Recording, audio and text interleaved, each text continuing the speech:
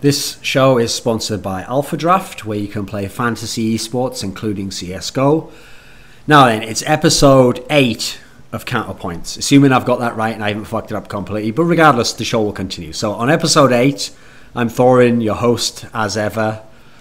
And my guests for this week, technically, are both returning guests. Now, anyone who's actually watched all 7 episodes beforehand will be like, well, that can't be right, because one of these people I've never seen on a show before. That's because he's on the amazing piece of trivia, the missing episode, which will never be recovered, because Thorin was learning how to use OBS and it all fucked up and the whole file was corrupted and I couldn't retrieve anything from it. Like, I used every kind of software, and on that episode I actually had Pimp and Device back before Device like finally figured out and started winning tournaments. So me and Pimp were able to like go in on him about, he didn't understand, like, it was, teams are about teamwork and tactics, not just about fragging. So sadly, it was a classic episode. Like, it was fucking amazing. But anyway, it was lost now, so that's why I have to even big it up more. Like, oh, it's the best episode ever. You'll never see it. It'll never happen. Only me, Pimp, and Device can even remember what happened in that episode, and we will never speak of it again. We actually all signed NDAs afterwards, and we'll take it to our graves. Any bets that were made on that show will never be referenced again. They never happened. So anyway, the guests for this week, in the middle, who's going to be just a static shot here because he doesn't have a webcam, he's in London at the moment, is Lurppis. And Lurppis was a former professional back in the 1.6 days, well, technically 1.5, I think, going forwards to 1.6. No, actually, it would have been 1.6 the whole time, because it was about 2004, 2005. So played for Finnish teams like Wings, 68, N28E, Roccat. Those are all kind of the same core going into the same team. Very briefly, the best team in the world, early 2007. Then he went over to NA and he was the in-game leader for what was previously Complexity, then became Evil Geniuses with Fraud, Storm, Warden, those guys. Eventually nothing. And they managed to beat Fnatic at one point in time, late 2010. MSI beat it, so they had a big tournament they won. And then after that, kind of panned out a little bit, where it just went to kind of like a 56th, 5th to 8th level team, eventually into a Finnish team again towards the end of his career, and then retired in early 2012. And then became writer for HLTV.org, analyst, infamous world-renowned Nip hater, and the one who referenced, first of all, the notion of Alu joining Nip, which was a ridiculous notion, would never happen, and he would be terrible if he was to join Nip. We can all agree upon that. How you doing? How you doing, Lurppis? Good, how are you? Yeah, I'm pretty good. Even in spite of the onslaught of NA fans, the tears that almost washed me away. But you know, the key thing is, Pimp, I'll let you in on a secret here. You don't cry that it's raining. You don't say like, oh, this rain's so salty, it hurts my skin. You don't cry like, oh, why is it always raining? Why isn't it sunny? Like, I come from England, I mean, this is what makes sense, this next part, the fact I'm in England. But when a lot of rain comes down, what you have to learn to do then is just learn to surf. You have to surf the wave of tears. If you can do that, you get to feel like a baller despite the tears. In fact, if anything, they make it feel cooler. They buoy you up. You surf across them. You swag out. So my other guest is Pimp. And Pimp was best known. He was a Source player towards the end of those days. But unfortunately, he can't even say, like, like all those guys, like, Existence can be like, yeah, I was one of the best players ever in Source. Pimp can just be like, I was a Source player. That's like all he can say. He wasn't like some really good player. He was just a Source player. But he was young at the time. Then he came into CSGO. And he was in, I think it was Copenhagen Wolves was the first one, like the bad one. And then you went over into Western Wolves, which is where we best remember you, where you had the second place at Mad Catz Vienna and Copenhagen Games early on in 2013, coming second to the unbeatable NIP at the time. Then later on, you were in the other Copenhagen Wolves, which is the core that is now Dignitas and TSM, who actually kind of fucked you over. Like, you were doing all right in that team, and then they were like, yeah, we're going to kick you out for Nico. And you were like, what the fuck? I was doing well. And they were like, yeah, sorry, we always have to get the best players only. So they kicked your ass out then.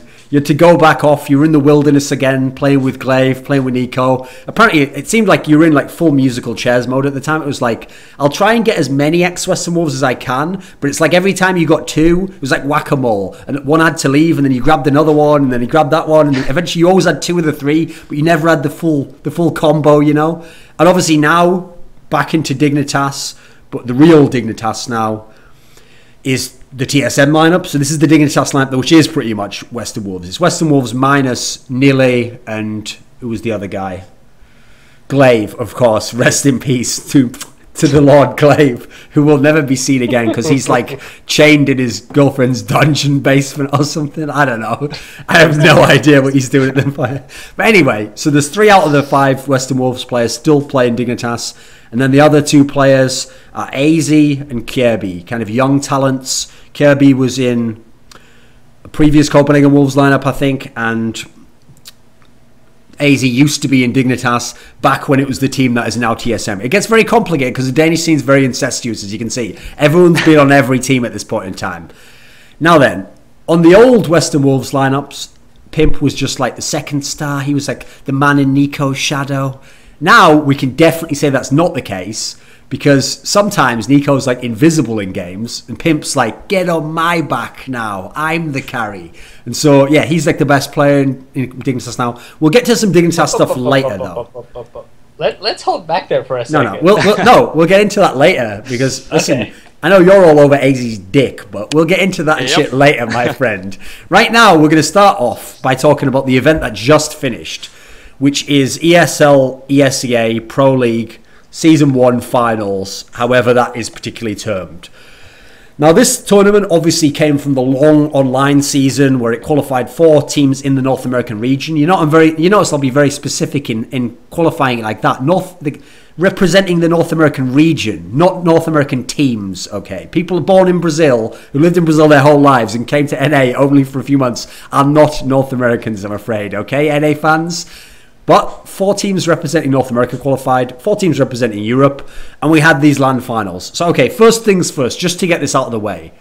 Real talk, Pimp. Going into this event, did you think similarly to Flasher, similarly to me, by the way, that, like, there's 4 of the absolute best European teams have qualified? Meanwhile, the best NA team at the time, Cloud9, was the team that was coming like last place at LAN tournaments. Were you also thinking kind of like Flasher, like, oh, it's going to be the 4 North American teams in the failing to get out the groups, and the 4 European teams that'll be the top 4, and then decide the order from there? Were you thinking that way?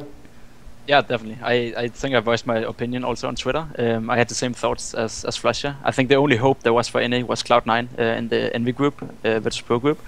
I think they had a slightly chance of getting some result due to the best of ones, but I did expect the 4 NA teams to just go out in the group stage, which didn't happen. What about you, Lurppis? I know you did a preview, but just reiterate for people watching now.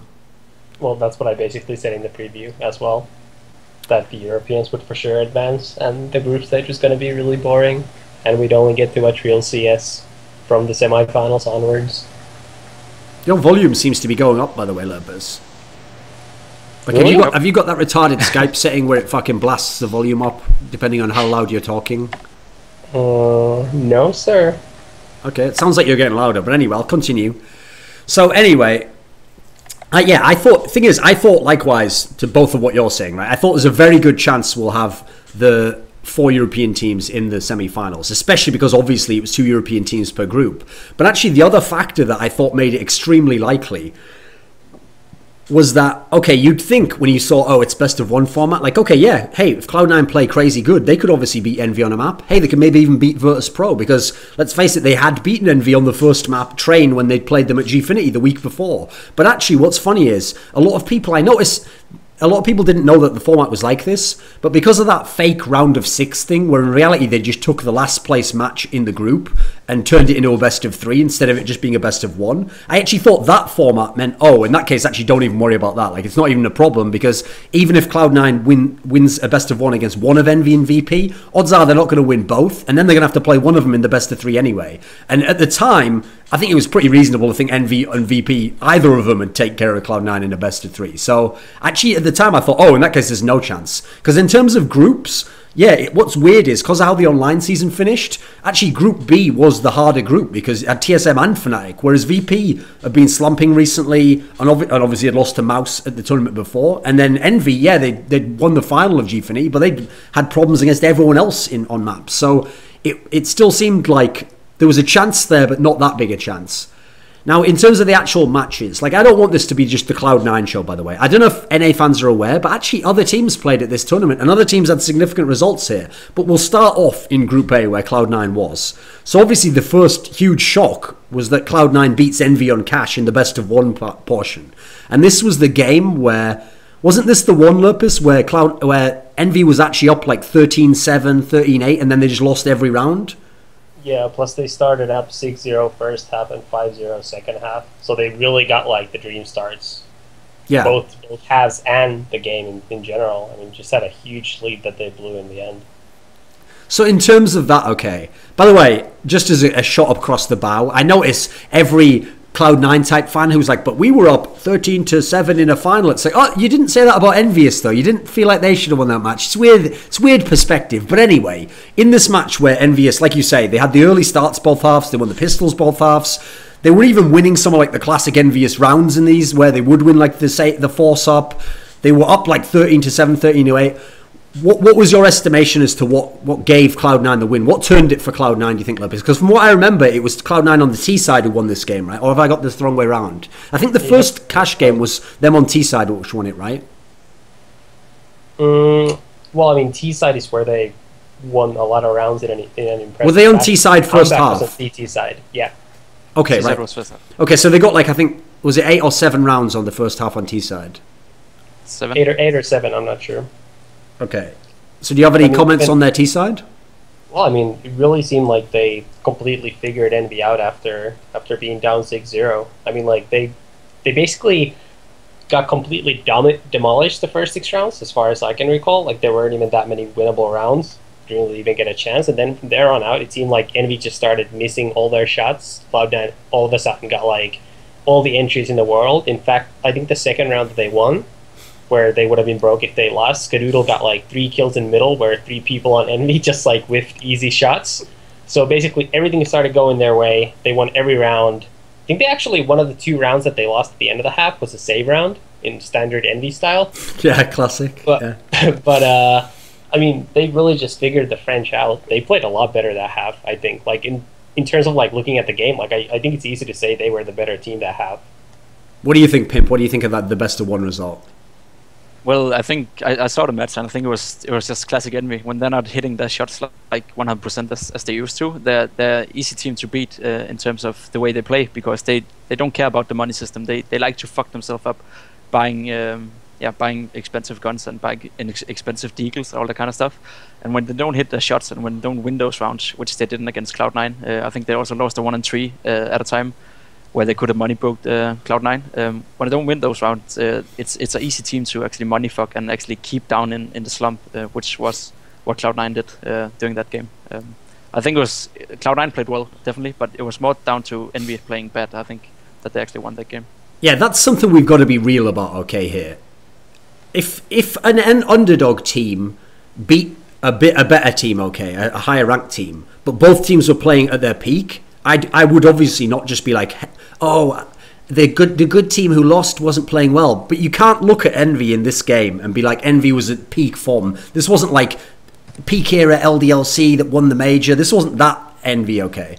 Now, they played well, but what's funny is when I look at this game from the Envy's side of things, in a weird way, the exact same qualities that make Envy so good against everyone basically are the same qualities that make them actually one of the teams that should get upset more than anyone else in terms of the elite teams. Because what's funny is usually when they're playing lesser opponents, the lesser opponents still usually can't win because Envy can always just out-frag you because they have fucking mad aimers. And then secondly, what's weird is the fact that they force up and will buy on every occasion makes it even harder because you can never truly break their economy, it feels like, because you get the round win. Hey, sometimes you win the pistol and they just fuck you on the next round and now you're, well, Pimp knows all about this, we'll talk about that later, and then you're totally money fucked even though you did everything right, you know. So what's funny is that normally will keep underdogs down, and that's why Envy doesn't care when they're playing underdogs. Unfortunately, both those factors are exactly why they also are liable to be upset more than teams like Fnatic or TSM, because when their aimers aren't hitting their shots, they're not particularly like that great at team play, and they don't have like sick executes that they know are going to work.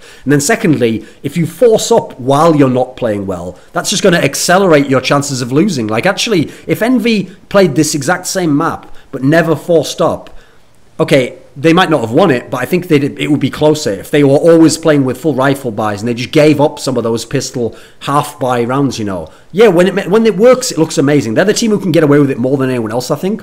But I think in general, this is something you see throughout the last few NV tournaments. They're so greedy on those force buys. What do you think of that approach in general, Lurppis? Well, I definitely agree. I mean, just you're basically doubling down on whatever's happening, just taking way more risks, and obviously when you're a favorite, it doesn't really pay off.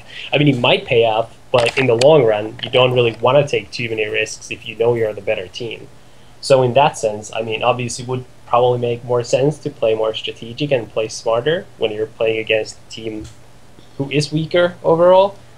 But I mean, Envy just aren't the smartest team, obviously. I mean, it's pretty easy to tell.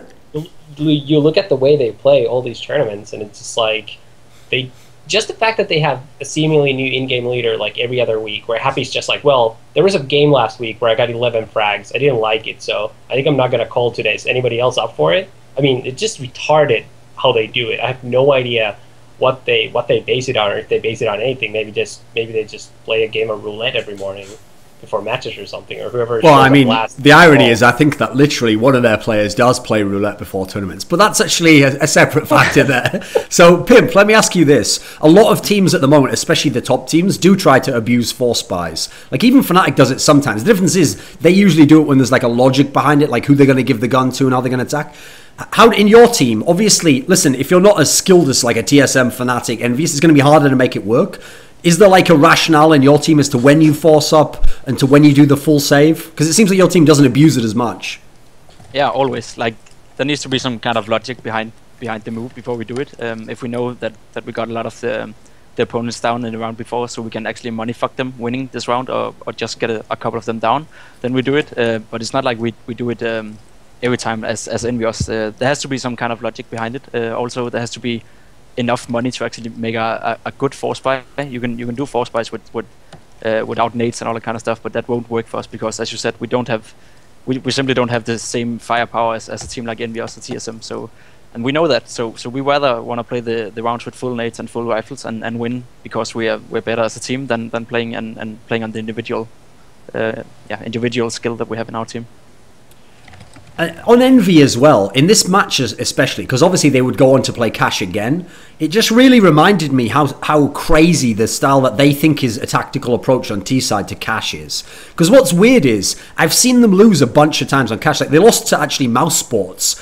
Was it? Yeah, I think they lost to Mouse... Did they actually play Mouse Sports in that tournament? I might be imagining this. Where? Did Envy lose to Mouse Sports? Who did? No, did they lose to Dignitas on Cash? Twice. No, we lost. Who did they lose to on Cash? Let me have a quick look. Actually, I just want to double check it. I'm not getting that detail wrong.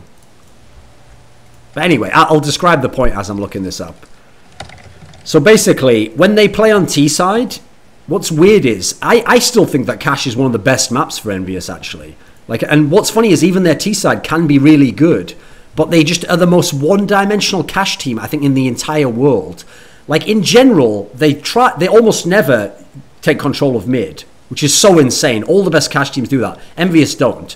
And I'm not even joking. If you went back over their big wins and their big losses, they go to that A site like 80% of the time on T-side. I'm not even joking. And if it works once, they'll just keep doing it over and over again. And if you watch the way they win rounds, there's no tactics there. Like, they will literally win rounds. I'm not joking. They do like a normal setup. They do that exact same setup everyone's seen at A, right? Which is Happy's behind that door and he's going to open it whenever he wants. Shocks literally just walks up to the main like open area, the opening, and just tries to take 1v1 aim duels with anyone who peeks. And if you peek, he doesn't kill you or he one bullet headshots you in AK. And then they go like, right, well, we've got a kill. We can go into the site now. How can that be your tactic? They're like, your best player walks up and just one bullet headshots someone. That isn't even a tactic. Like, what do you think of this, lurppis? Because what's weird is I've seen them win insane games on Cash. Like, they beat Nip on it in the final at Gfinity. But at the same time, they can also lose games on it in the same fashion.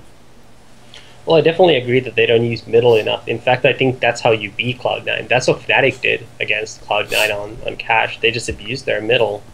Because, I mean, even Skadoodle wasn't playing, he wasn't opping middle almost at all in that game. He would be opping in A side most of the time. So basically, I mean, actually today, I think the A side is actually fairly easy to hold if you just play close enough that you don't get stuck behind the smokes that everybody throws from spawn. Like, say, like the forklift area where Bialy plays. Like, it's really hard to get into the site when you have good players in that area. Whereas, like, I mean, it's like you said, Envy just tries to kind of walk up. And the problem with them is, I think, I mean, obviously Happy ops here and there, because apparently he just ops if he wants to op. And he probably is a better opper than Smits, I think. But, I mean, the problem for them is they don't really have anybody to get those, like, the hard picks from A main towards, like, the regular op spot by NBK area, or that's what I call it anyways. Whereas, like, JW and Olaf just constantly devour anybody who's playing there. Like, they always get those op picks, like, whichever of them is opping. And, I mean, I think Happy does it sometimes, but, I mean, like, I think on cash, it really helps if you have, like, a solid opper who can at least hold something down. And some days, when Happy has good breakfast, he feels like doing that. But most of the time, it's just Smits, who I think it's been proven, if it wasn't clear a year ago, really isn't the player Envy needs, I don't think. Because I always find it hilarious, because last year when, obviously Smits, I always thought was the guy who needed to go from Titan. Like, he was the guy who was the easiest to replace, I thought. And then when he joined LDLC, everybody was saying, well, finally, now he's going to be the full-time opper. He's finally going to get to do what he was great at in CS Source, blah, blah, blah. And it took all of, like, what, 2 months for Happy to just say, fuck you, just stop opping, give me the gun. I'm going to win this game for us. And, I mean, ever since then, yeah, Smits has, like, the occasional good game. I think it was the last Gfinity tournament where he had, like, one group game where he played really well. But, I mean, like, outside of that, not much of a contributor. And the problem is, for a team like Envy, who doesn't rely on strats at all, I think they need a lot of players who can make plays. And certainly, I mean, they have Shocks and Happy, but even NBK's gotten a lot more passive, I feel like, than in the old days. And Kiyoshima hasn't been very good in the last months, I don't think. What do you think of the Cash T side from Envy, Pimp? Because the thing is, actually, I looked it up there. It was in the group at Gfinity that they lost to Mouse on it. But then, like you said, they beat you on it, and then they beat Nip on it as well. So it's like that almost doesn't matter. But the thing is, when they lost to Mouse, that's a great example there of another tactical team who just beats them with like, there's no way Mouse has beaten them just out-aiming them, you know. I mean, yeah, Nex was very good, but man for man, you can't compare Mouse to Envy. So they're losing just to tactics at that point in time. What do you think of their T-side approach? Well, I think the T-side is really hard to close down. I think the game against Mouse, as you referred to, they actually got 9 T rounds against Mouse too, which is a lot on cash. They, as you say, they don't use middle a lot because they simply don't need to against teams like us and Mouse on the T-side because they are so strong individually. As you said, if you want to hold down A side, as lurppis mentioned, you really have to have good players do that because it is really hard to close down A side if you don't have good players playing the fog list area, playing NBK, playing side, because there are so many different angles and different approaches you can take the side if you do it right. And you simply have to say that Envy are simply the best in the world to just take A side and just abuse the fact that they can do it every round without teams stopping them. We couldn't do anything against it. We knew exactly what they did before the game. We talked about it and we talked about how to stop it, and we thought we had a game plan ready for them, and they just abused it and I think they got 9 or 10 rounds against us on that T cash side at Gfinity.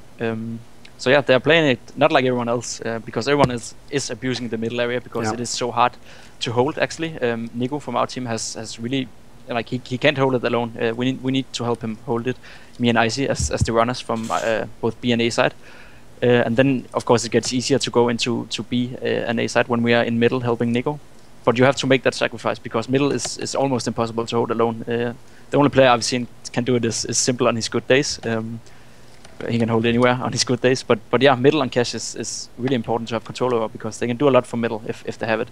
And Envy is just abusing the fact that we play middle and they are so good at taking the sides as they are. I mean, when you're describing there, right, it's not like your team did anything wrong in terms of like approach to the like, even if you know what, here's the worst thing about it, because it's not tactics, it's essentially just finding opportunities to outskill people.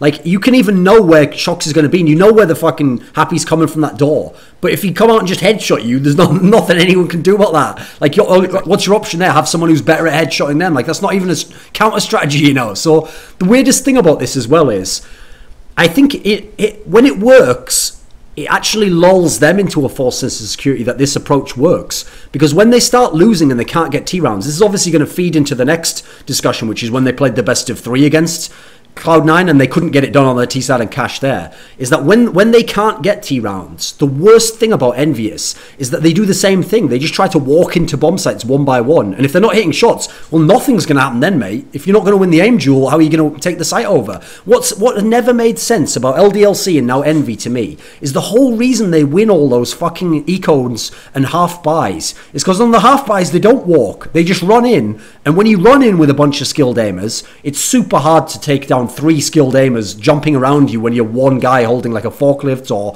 holding the back of the site. Like, they're going to get in on you. What I've never understood is, I've always said about in-game leaders, like, you should have 2 modes. You should have, like, say you're a tactical team, you should have your really tactical mode. Like, you should have, like, the existence mode with all the executes. But then if that isn't working, like, even if you're reading the game right, you just can't execute the strategies, you should have, like, a switch that you flip. And I guess the polite way is I would call it, like, the idiot switch. And you just flip that, and when everything's going wrong, all you do is you just do the same strats, but like 40% faster. And you just try to rush them in, because they're not working when you walk them in. The flashes aren't always going off, so you just try and go faster. And if you have skilled players, maybe you can just out-skirmish them, because that slow approach, because now we can talk about the best of 3, okay? In the best of 3, they played Dust 2, they played Cash. Obviously, 2 great maps for Envious, but also the 2 best maps for Cloud9. Like, what did you think was different in the best of 3? Because actually, I'll agree with you. On the best of 1, even though they won 16-13, I actually think they convincingly won that. It's only 13 rounds because of the early starts winning both the pistols from Envy. Otherwise, it probably would have been like 16-10 or something, But in the best of 3 series, it was 16-12 both times. It was Dust 2 first and Cash here. What did you think of the best of 3, Pimp? Well, I think that Dust 2 has been lacking quality for quite some time. I think biggest problem for them in Dust 2 is the CT side now. Before they had Happy to play in CT spawn, and now it's Smiths, and I don't know why they made that switch. I think they actually made a decision sometime online when Happy wasn't the caller that he would go full-time AVPing and Smiths will just be a rifler. I think they went back on that decision again, like they did with the caller thing, for whatever reason. But anyway, Smiths is playing the CT area right now on Dust 2 on the CT side, and that's not working for them because Happy was clearly the best player in the world playing that rotation role in CT spawn. He would always get a couple of kills, and you could never split B against NBS because Happy would just run out through the smoke with a flash or sit on a box and kill you in the back when you run up to B or do something. He will always get a couple of kills. I mean, any spot where, here's the funny thing, I always, like, okay, when you talk about players who are good in smokes, the thing that makes Happy insane is he's so good in other people's smokes. Like, if you smoke out mid, he's going to abuse that, even though you're the one who threw the smoke, and he's going to get the kill. We all know Inferno, he does it every time. Like, that's what makes it super hard if you're coming out of mid, right? Because you want the guy to be smoked off in CT spawn, and you just go through. Exactly. But yeah, he was basically the world best player playing that area. But now it's Smiths playing the area, so that whole idea about you can't go B, you can't split B against NVS and Dust 2, that's gone. You can do it now because it's Smiths, and he won't do anything against it. Like he seems easy to counter, and he doesn't seem as good as Happy on that spot. So you basically open half of the map which were closed before when you play against Envy. So that change is definitely something I think they shouldn't have done, and I think that's basically a part of the reason why they lost to Cloud9, because they could walk out middle and they could go up to B and do the split Bs. Tactics, which you simply couldn't before because Happy was so good in CT spawn. What do you think, actually, Lil Pimp, about Happy AWPing? Because I hate it personally. Not least because he was such a good rifler. I mean, maybe part of it's like this weird tilt he has that, like, he can't use the M4A1 anymore. I don't know why. He was amazing with that gun. I always thought he was like a super well-rounded. He's like, of all the players in their team, I never want Happy AWPing. Like, if Shox really wants to do it every now and then, let him do it every now and then.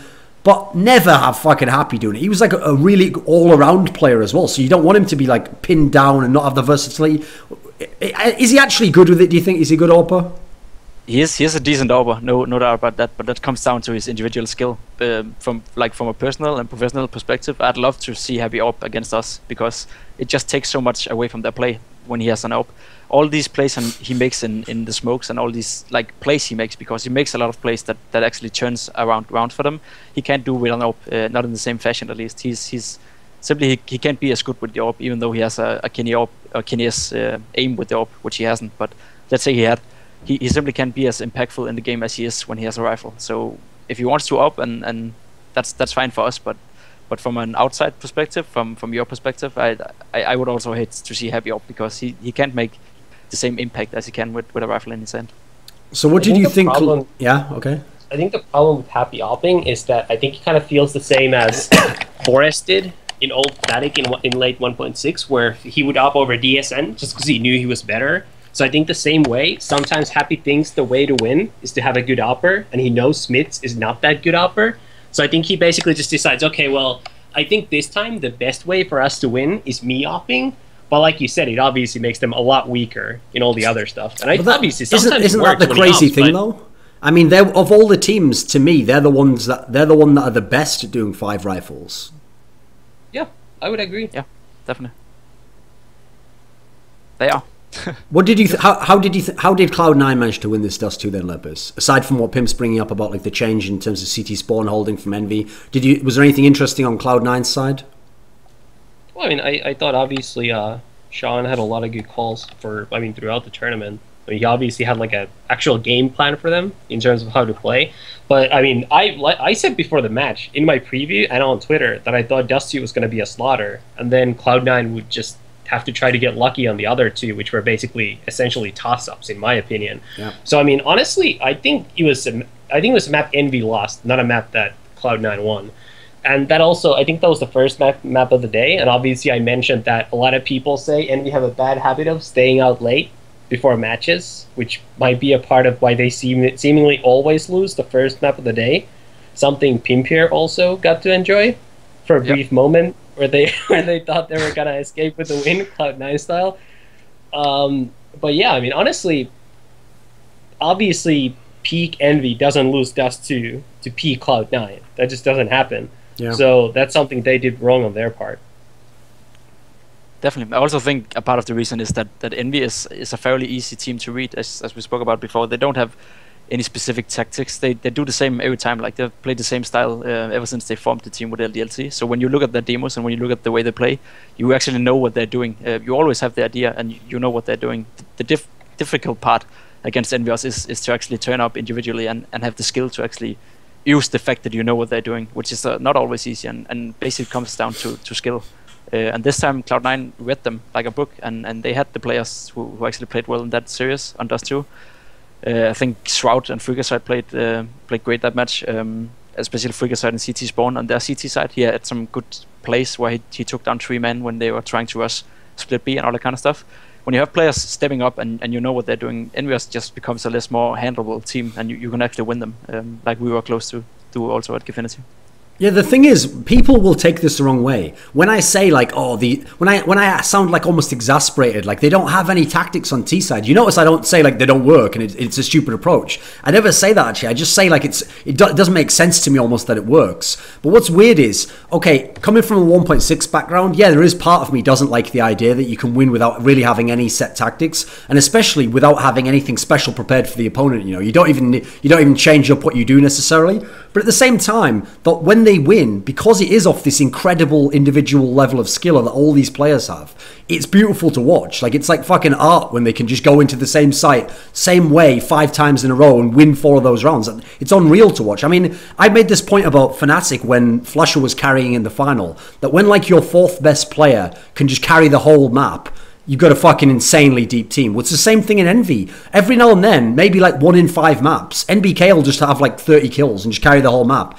He's not even like the top 3 player in their team. That's the level of skill they have there, where they really can. But that explains why they play the way they do, because they have so many get out of jail free cards. If Shox isn't having a great game, dude, they've won whole tournaments. They won a major without Shox having great games. Other people will have a crazy game, but every now and then you get a series like this one, where in this particular series, okay, in the group stage game it was fine. They were fragging all right. In this particular best of 3, especially on Cash, basically Kiyashima was like, everyone get on my back, and everyone else was like, how do you frag again? Like the whole team just went to shit and they did nothing on the T side on Cash.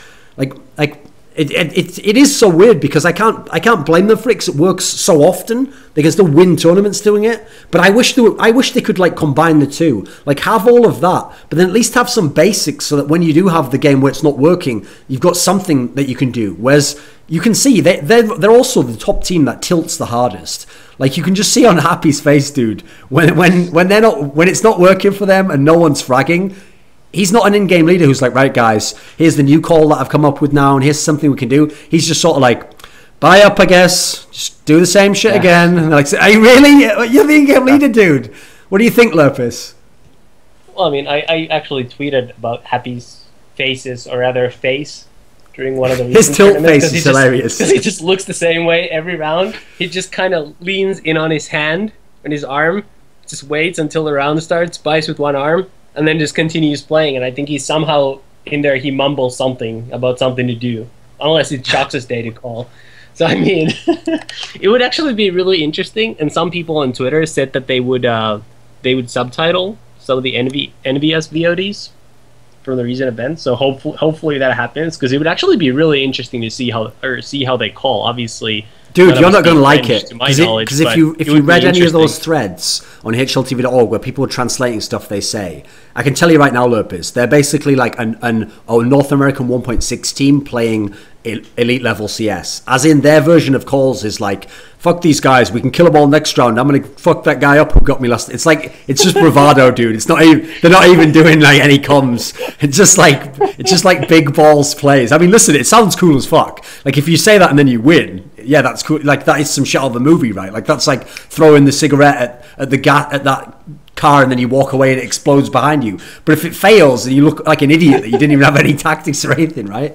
But to be fair, I also read that Smits was saying a lot of that stuff, in which point it gets to that point where you're like the little kid who gets bullied, and then his big brother comes over just to rescue you, and then the little kid keeps yelling. Well, that's what it sounded to me like when Smits was talking shit. It's also that principle, you know, where like it's the smaller the dog is, the more it has to bark to like make itself seem really big, and like there's loads of dogs in this house. That's like Smits' shit. He's like, yeah, come on, motherfucker, I'll fuck you up. It's like, will you? Or will Shox and Kishima's fuck us up? Who exactly will be doing the fucking up here, Smits? But okay, so on Cloud9's side of things, though, in general, though, they were pretty good on T-sides in all 3 games against Envious. Like, that'll sound weird, because I know in one of the cash games, I think it was the cash game in the best of 3, Envious won 10 CT rounds. But that wasn't Cloud9's fault, dude. They were even doing the right approaches. They just got their heads fragged when they went around corners. Like, I actually thought Sean Gers did a pretty good job in this group stage overall. What do you think? Anyone? I mean, yeah, I thought he did a really good job calling in general. In the best of 3 game, Envy was actually up 9-2 on cash. Like that was the point where I thought, okay, well, I guess this is it, and we'll just see what happens on the 3rd map. But it was pretty impressive, actually, that they still came back. Because I mean, you and I both know how North Americans normally do in those situations. Normally, just collapse and just start thinking about that next map. So that was really impressive. And I think wasn't there a round out five rounds? Wasn't there a round at like 10-3 or something where they lost like a 1v2 or 1v1 or something, Envy? And so at the time it still looked like, oh, who cares, we'll win 10-4, 10-5, but 11-4 obviously, but actually that ended up obviously being quite key. Actually, I think that would have been like the snowball if they got that, you know, and then you probably don't come back from that, although that would have only been map 2, admittedly. Yeah, I mean, and then the same thing happened on the second half as did in the group stage, where basically Cloud9 just played really good on CT side. You just had like, I mean, Skadoodle basically just devoured Envy's A attacks every single round. Like, he was just opping in A side. He always got 2 entries, and that basically ruined Envy's strategical approach of let's run out A. Because I mean, basically they just tried peeking him one at a time from A main, and then the crowd will always get a kill or 2. And I don't even think that there were that many rounds that Envy was close to winning that half. No, there weren't. Like, that's the key thing. Because of Envious' style, where they're so used to out-fragging people, and because the team's so good, it's like, you know, in other teams, okay, people won't admit this publicly, but in most teams, you have a sense of, like, which guys have to stay alive during which parts of the round. Because if you get left with Pronax left 1v3 every time, you're not going to get any round wins out of that, you know. So as a result, in normal teams, stars kind of don't put themselves in danger positions if it's, like, against a really good an aim duel or whatever, if they don't have to always. They might just wait and let someone else go out first, and then they'll take the easy trade kill. In Envy, because if Shox dies, he's used to the guy coming behind him can win the next aim duel. They really would just re-peak 1v1 against Skadoodle again and again, like daring him when they have a long-range rifle duel to hit a long-range AWP shot, and he would just hit it. And what's crazy is, I noticed Envy were the team who never respected Skadoodle. Every other team in the tournament, like Fnatic, they didn't go and 1v1 fight against Skadoodle. You didn't see Olaf Meister and JW, hey, give me an AWP, I'll just go and rush to where Skadoodle plays every round, take a walk. They'd go, right, fuck that, let's go the other way, let's smoke him off, And they're the best team. So I think that is one thing that definitely cost them, like almost the hubris of thinking like, oh, well, we'll just keep doing this, like surely we can beat him eventually. I mean, one of the things in this series was, the two obvious stars for Cloud9 was both of their star players turned up. Shroud had like tons of kills, and then Skadoodle had he hit like every shot he needed to, basically. But the thing is, those two fragged super well. Obviously, if you out-frag Envy players, two of you in a series, you got to give you props there. But yeah, the X factor really was Freakazoid here. Because you would never have been able to predict he would have that big of an impact, Because at the end of the day, his job is just entry frag. He doesn't have to necessarily get kills, and he can do his job. But he was doing that and getting kills. And then that one round he had, where they won from like an eco, where they picked up an AK, and he just killed those 4 people who were rushing up like the short area into A, was like, come on, man, that wasn't even in this universe. That won't happen again. Let's be real. Okay, so I mean, one thing that I thought Sean Garris did really well, and I don't understand how a lot of other teams don't do at all, is stopping Happy. Because I mean, I think everybody basically knows what he does on T sides on most map. If you play Envy and Dust2, he's always gonna lurk middle doors. If you play them on Cash, he's always gonna flank vent when they go B. And everybody knows this stuff, but somehow people still think, when their other side is getting hit, well, maybe this time he's not going to do it. And then he still comes out and kills 2 people in the back. It's sort of like what GetRight used to do back in the days when NIP was good. And now Happy's the best at it, it seems. And I thought that was something that Cloud9 did really well. And if you look, I mean, even just looking at stats, I mean, that was like some of Happy's worst series in a while. So I think a key factor for them was just at least being able to make Happy work for his frags, as opposed to just giving him all the kills that he usually gets. I also have to say, I want to get, actually, let me just get your take on it first. What do you think of Freakazoid overall, lurppis? Like, not just this event, overall from what you've seen in Cloud9. What do you think of him as a player? I mean, obviously that series at Gfinity was like one of the all-time worst series, up there with the Fiflara and Katowice final, and there was another similar one recently. I don't remember who did it. I mean, I actually, once I listened to the POV streams for almost all of Cloud9's matches this past weekend, I actually started liking Freakazoid more as a player, just because he actually turns out to be the second best communicator in Cloud9, it seems. And he had a couple good series, like you said. Did his job for sure in fragging. I actually think he's a solid player, at least in the context of that team. What do you think, Pimp? Yeah, he seemed really good to me. I didn't see him play at Gfinity, where he supposedly played really bad due to the stats. We played ourselves, so I didn't have any chance to see him. But at ESEA finals, he played really well, and he was a player that could make plays. Like he could take 3 down in a round and actually win the round by himself. He was not just some player that took 1 kill and then died and had good communication. He was kind of the whole package, I think, in the matches I saw. And when you can do that, and when you can have a guy like Skadoodle and Shroud behind you, then you're a good player. So yeah, he seemed to me as a good player. I've never seen him play before, actually, before this Cloud9 lineup. So ESEA was the first time I actually saw him play, and he seemed good. The key thing to me that they've never had in Cloud9... Yeah, okay. I'm just going to add one more thing. I also like the fact that he actually seemed to suggest things, what to do to Sean, whereas like everybody else on the team, I mean, they're just fairly quiet. I know Jordan talks a fair bit, but he says more things that have less value. Well, it was apparently Freakazoid who did make that call against Fnatic on the pistol round CT of Cobblestone that to just put 4B, and they obviously went to the drop down and the main area. Yeah, it was actually him who made that call. Sean Guys didn't say anything. System where Sean doesn't call pistols for whatever reason. I mean, in a weird way, maybe it makes sense. So many of his good strats do involve, like, you have to have a Molotov and smoke and flash, so maybe you don't really use those on a pistol, so I guess there's some rationale to it. Yeah. But no, I actually thought his best quality... Like, listen, take the fragging out of it. Like, it's unlikely he's going to frag like that again in another event. He also shouldn't have to, by the way. It's not his job to have to get all the kills. But the best quality, I thought, and something that Cloud9's never had, is previously Cloud9 used to try and make Nothing be the entry fragger, because their problem was their old lineups were based around having Swag and Hiko, who were 2 really passive players. Like, Hiko's just going to play passive no matter what, and then Swag's your lurker anyway. So nothing was forced to be the entry fragger. Now, the problem that Cloud9 and North America as a region always had with entry fragging is everyone who's a good fragger, anyone who's got good aim, can entry frag if he runs in and gets the kills. As long as he's killing people, yeah, no problem. I run in first, I get the kills, it's exciting, I break the round open. The problem there is all the entry fraggers in NA go to shit when they're not getting the kills and when they're facing really good CT players. Because then they don't want to go first, and they don't want to entry properly, and they go slower, and they don't execute the tactic to the same speed you do. It's actually really hard to do like a Freakazoid style of pure entry fragging and just basically run in there when you know you're probably actually going to get wrecked, and it didn't work the last 3 times, but your in-game leader's telling you like, no, it's going to work this time. To actually force yourself to go in there, it's like, okay, to give you an analogy, everyone knows when you're a little kid, well, I mean, I still do it. But you know, if you go to the swimming baths and you're going to go and jump in and you know the water is going to feel so cold that first second, but you know it'll be fine in like 3 seconds. But even so, you can't make yourself jump in the first time. It takes like maybe like 2 times to mentally prep yourself. Then you can jump in and you can like make yourself do it. Like, to actually force yourself to run in when you know you're probably going to get wrecked is really hard. And so that was the best quality I thought Skadoo had. Because I noticed he just did that no matter what. Even on the games he wasn't doing well, if his job was to go in at this point, he just went in like that anyway. And then if you're the in-game leader, that's one less worry on your mind. Like now you're looking, let's get everyone else in position. I mean, you used to be an in-game leader, right, Lurppis? It's not that easy. It's not as easy as it sounds to just get the entry fragger to go in every time, right? Nope.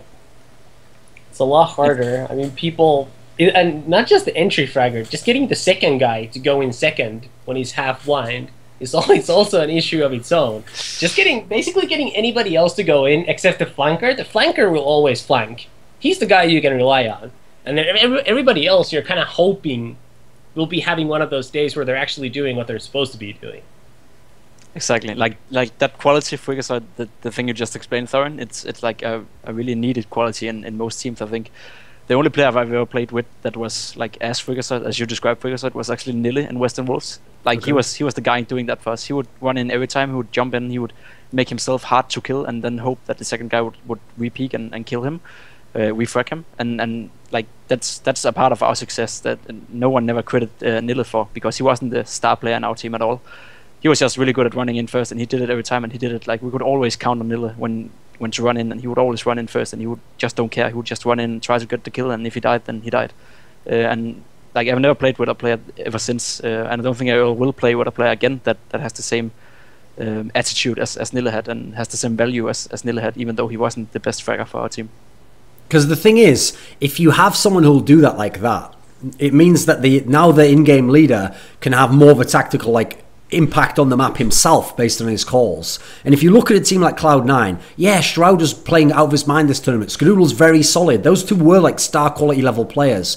But ultimately, if they have to play like best of threes over and over against Fnatic, Virtus.pro, Envious, TSM, they're not going to win most of these skill-wise. So they're going to need to be either as good, or in certain cases, hey, against teams like the Envy, you're going to have a chance to be better tactically. So if you have the guys, the entry frag in this way, it opens up that game for you. Whereas that's one of the things that a lot of the NA teams, that they have no chance in that world. Like if you took those teams like the old Elevate lineup or the Liquid lineup, they're not going to win the game tactically.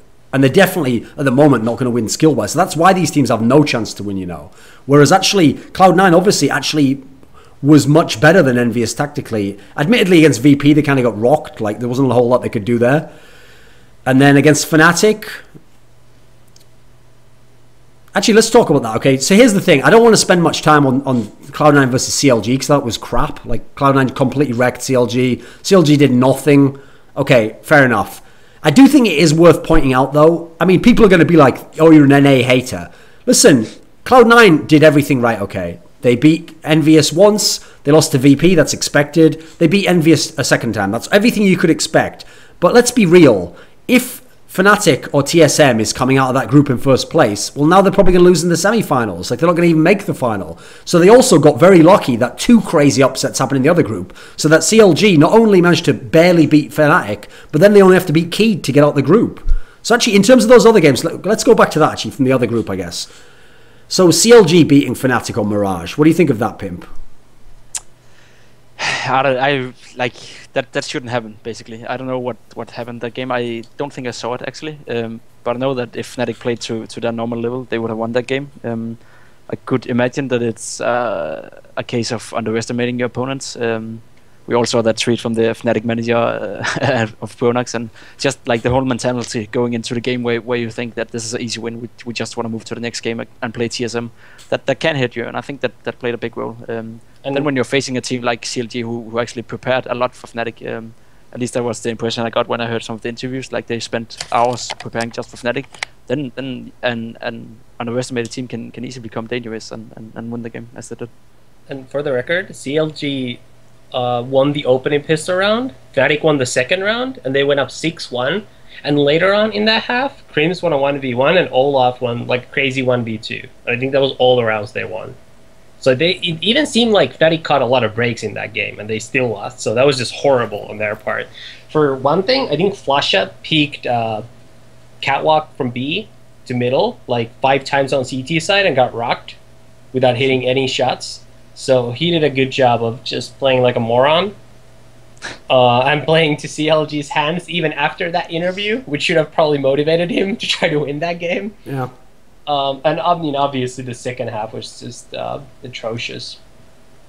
I mean, the thing is, in that game, first of all, supposedly, I think there's even a moment where Fnatic said on comms something like, let's just scrim them. And you could tell the way they played was they just played default style, and then they tried just aggressive pushes, thinking like, hey, I'm going to probably out-frag the guy who I play here. Like, he's not going to kill me. Also, they had that factor going for them, which, listen, again, people are going to complain who are fans of the underdog. But another reason why underdogs have a chance in best of one to win is that usually the favourite, because obviously Fnatic would win that series, like that one map, like 8, 9 times out of 10. It's one of their better maps. So as a result, a team like Fnatic and Envious to some degree, it's not until they're like legitimately in trouble they even actually start to realise, like, hey, wait a minute, we could lose this game. Like, even if you lose some rounds early and the other team's getting a few, you're thinking, who cares? Like, we're going to blow them away later on in the half. Like, we'll get a few rounds in a row in a minute. Like, they were lucky on that round. You're not even engaging the game properly until maybe halfway through the game when you're actually in trouble at that point. That's one of the reasons why I feel like teams like Envious and Fnatic can be upset in best of one. Whereas the thing is, if you upset them on the first map, then they're going to be totally focused coming into game 2. They're going to lock it down, and that's how they're going to win the next 2 and win the series. You know, that's what Envious did repeatedly at Gfinity. Now, in terms of CLG, like what you were saying about Flusha there were certain things that Fnatic did which were just default things, which actually CLG clearly had like some tricks up their sleeve, basically. Like, we're going to nade this spot, we're going to try and focus this one guy when we come into the site. And you have to remember, they still only won by a narrow margin. But okay, good win, obviously, by them. It's not like a fluke. Well, I guess it is a fluke by definition. It wasn't, okay, it's not a fluke as in, it wasn't like Fnatic played totally terribly. Like, I think they still played okay. They just obviously had no clue what CLG was going to be like and had made no effort to even figure out some of the things they do on either side of the game. But here's the weird thing. It's one thing, like I mentioned, if CLG beats Fnatic, that's fine. As long as TSM beats Keyed, TSM's going to beat CLG, TSM gets out in first place, everything's still running as expected, right? The problem was, Keyed Stars beat TSM. Now, what do you think of this, Pimp? That was ridiculous. I saw that game, and I saw the POV of TSM, and like, I think TSM is even though you can't see it on the results, they're kind of in a slump. Like, they're not as good as they were when they were playing at best and when they won Fnatic in this best of 3 in those 2 best of 3 finals. I think they won against them. They're not hitting their shots as they used to. They're not playing as well as they used to. They're in a slump. And Keystars again seemed like a team that have prepared for them. Was TSM, since you can understand Danish and you listen to the POV, were they saying anything interesting on the POV VOD? Like were they realizing they were going to lose halfway through? What was it like? What was the vibe like? No, like they had a bad CT side TSM, and that's not good. They started 1-6, right? Yeah, I think started down 1-6. Yeah. Yeah, they had a really bad CT start, and like it's on Inferno, and their Inferno is like their T side on Inferno is really strong. So even though they only got, I think they got 7 or 8 CT rounds, which is not a lot on Inferno, they still felt pretty comfortable going into second half against Keystars. At least they sounded confident on the team speak. But then Keystars played well on CT also, which you don't expect from them. And TSM just got locked down, which you can't expect them to get, because TSM's T side is really strong. We have experienced many times where I think we got 7, 8, 9, and even 10 T rounds on them on Inferno and still end up losing the game because the T side is so strong. But it seemed like Keystars just like found a way to close down Solo Mid's mid push on Inferno, which is the strongest part of Inferno, of the T side. And when they don't have the mid control, TSM is suddenly not a strong Inferno T side team anymore, apparently. And then they lost the match. it almost sounded like they were like get surprised that they getting more T rounds. They didn't really sound frustrated. They didn't really sound like how to say, they didn't really were in a place where they didn't know what to do. They always had some ideas. They just got closed down on every single idea they tried. So lurppis, TSM was always good on Inferno because they used to be this great CT side team. But the modern day TSMs even beating Fnatic on like both sides of Inferno. So how did they lose to Keyed Stars? Fur is God. Haven't you seen his nickname? Okay. No, I mean, I think these underdogs that come into these events where they know who they're gonna play for a week or two in advance, obviously, I mean, they'd be idiots not to just spend hours and hours and hours and hours watching demos and trying to get ready for it. So I didn't see the entire match. I only saw like half of it. But I mean, obviously, Keyed Stars must have been super ready for everything TSM did, and obviously catch a couple lucky breaks. And I said multiple times before the event that I didn't think TSM was going to be so good. I thought they were going to lose to Fnatic in the groups, where everybody was saying, well, they beat them like 8 times in a row. Well, they just took like almost like a month off just to like go to school and take exams and whatever. There's no way that doesn't affect them at all. Exactly, like especially with TSM, who is a team that really, like, one of their strengths is that they practice so much and they play so much. So when they play as much as they usually do, and when they practice as much as they usually do, they are really an unstoppable force when you play them. But when they don't play, they suddenly become human again. And they didn't play for like 2 weeks because of exams, and they had to celebrate. They were done with the exams. Same went through the same as me before Divinity, basically. So they didn't play really up to this event. They only played 2 days before, I think, and had a lot of breaks and didn't have many hours on their teams. And that is a key factor for TSM, because when they don't have a lot of hours on their team, their aim and their play and their feeling with the game isn't as good as it is when they have simple as that. And TSM relies a lot on aim and individual skills still. So that's a big factor that they didn't could play up to the event. By the way, I also think one thing that people don't really criticize TSM enough for, that I think is definitely a knock on their resume, is that they don't attend a lot of events. And that was already the case last year. I think like last year from Katowice to... They only did something like 8 events total, I think, like 8 or 9. Yeah, like last year they went to like... After Katowice, they went to like Copenhagen Games. Then they just took like, I think 2 months off or something because of like school stuff or some other stuff. Then they went to that Gfinity tournament in August. Then they went to ESL Cologne, and then again they took forever off. Then they blew a couple of tournaments in the fall, and then brought Kjumbi in and got decent again after Carrigan joined. But I mean, like, they just don't go to a lot of tournaments, and this is something that Americans always get wrong, that I know Duncan loves to talk about, so I'm just going to make a mini mention here, is that it's actually harder to go to a lot of events and always do good than it is to go to a few events and do good. The Americans have it wrong. It's not hard to practice for 6 months and go to an event and do well, because that's the one thing you have in your head. It's much harder to practice for a week, or if you consider travel, maybe practice for 2 days and stream for one of them, and then go to a tournament and again do good, and then just rinse and repeat all day long. That's a lot harder than it is to go to like 8 tournaments a year. Well, especially, think of it this way.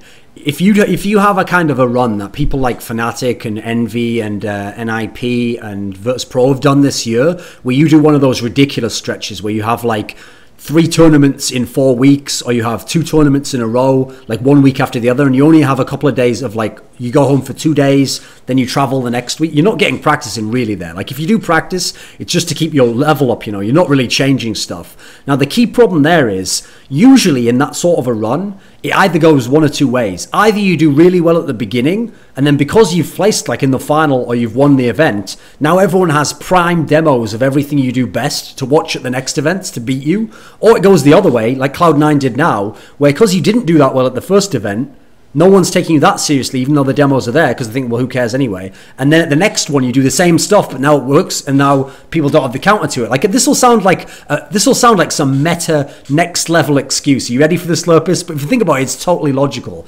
It's actually an advantage to be an underdog who never attends events if you know who you're going to play at the event.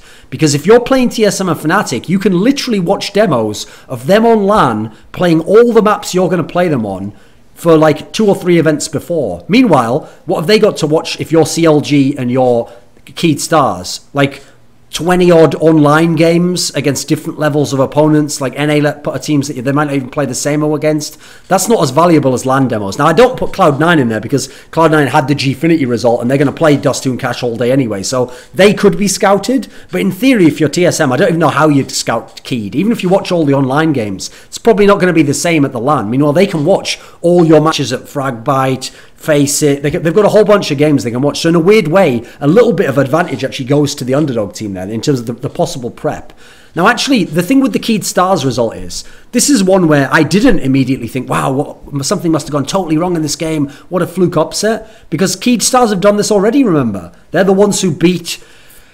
let me think, who was it they beat? On Mirage. They beat Fnatic on Mirage. They beat Cloud9 on Mirage.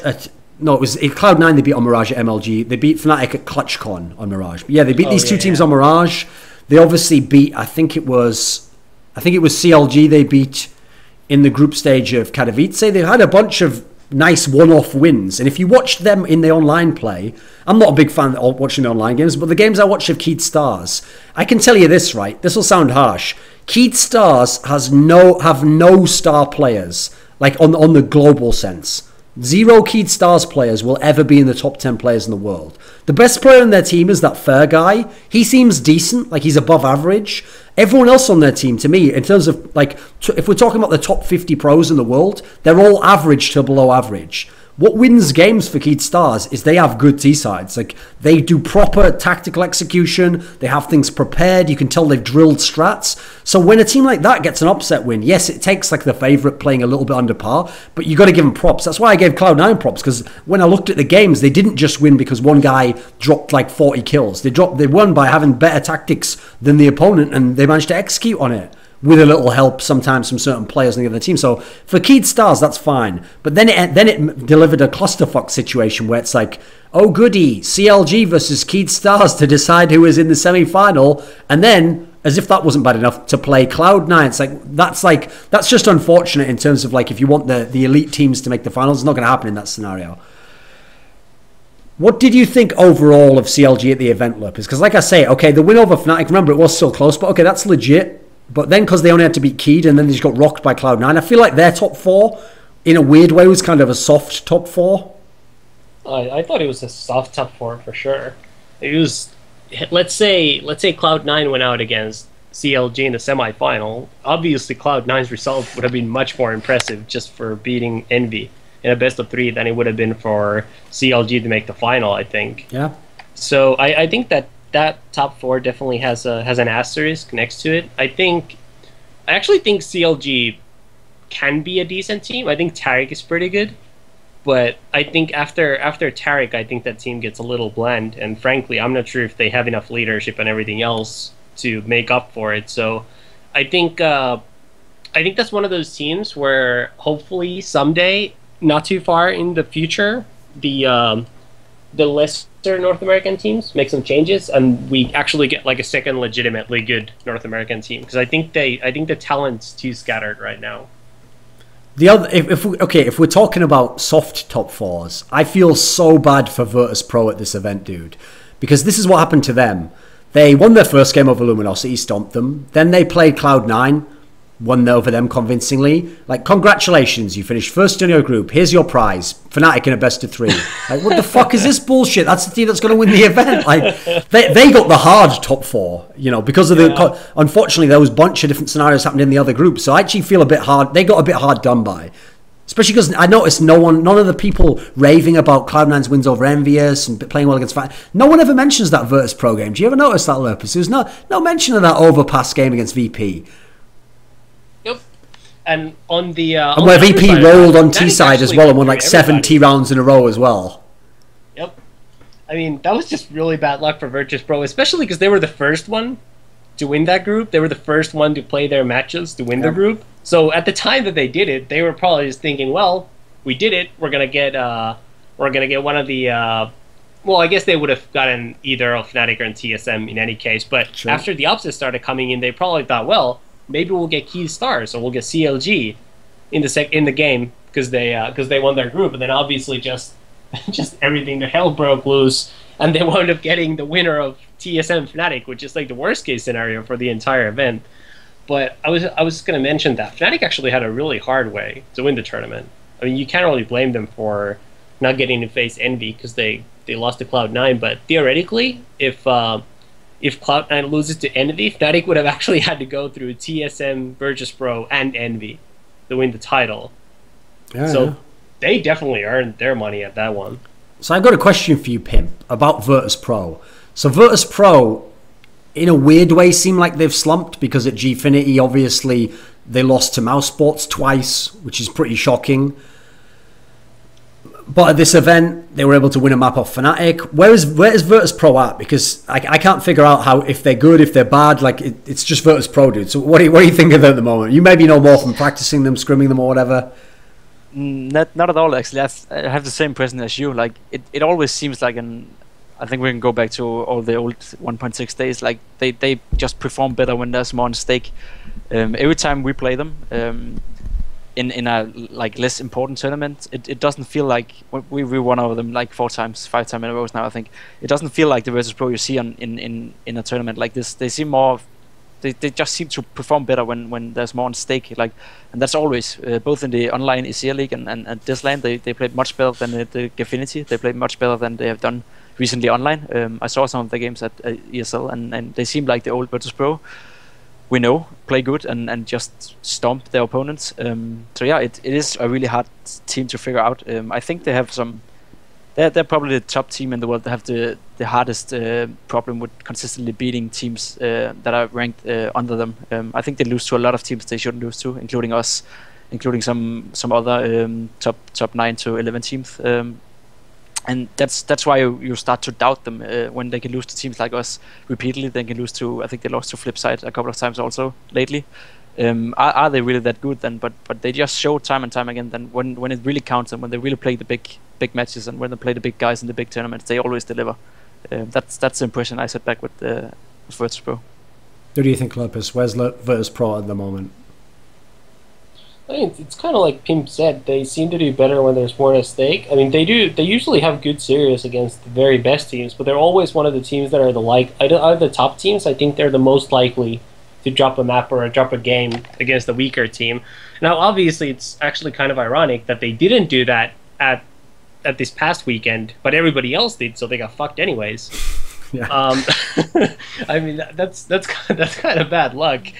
But I mean, I think there's obviously a really good team, and I think Neo's gotten a lot better recently individually. But the problem with that is, while Neo's gotten better, Pasha has just taken a nosedive and has gone from being like, I think actually one of the Snacks as well, mate? A year ago. Yeah, Snacks too. How about Snacks as well? But I mean, Pasha's just like Pasha hasn't even been a star in 2015. I don't think. I think Snacks has become very inconsistent. I always thought he was like the Swiss Army knife of that team. He could do everything. He played all the roles, called strats, opt, was good with pistols, good with rifles, good in clutches, and then now it's just like, I don't know, man. That team is just a mystery to me. I think you have to watch them so much. I actually think even if we brought Neo in here now and asked him, he would probably say the same. He wouldn't have any idea. No, and also think about this. Like Bialy has actually been consistently pretty good. He's been solid.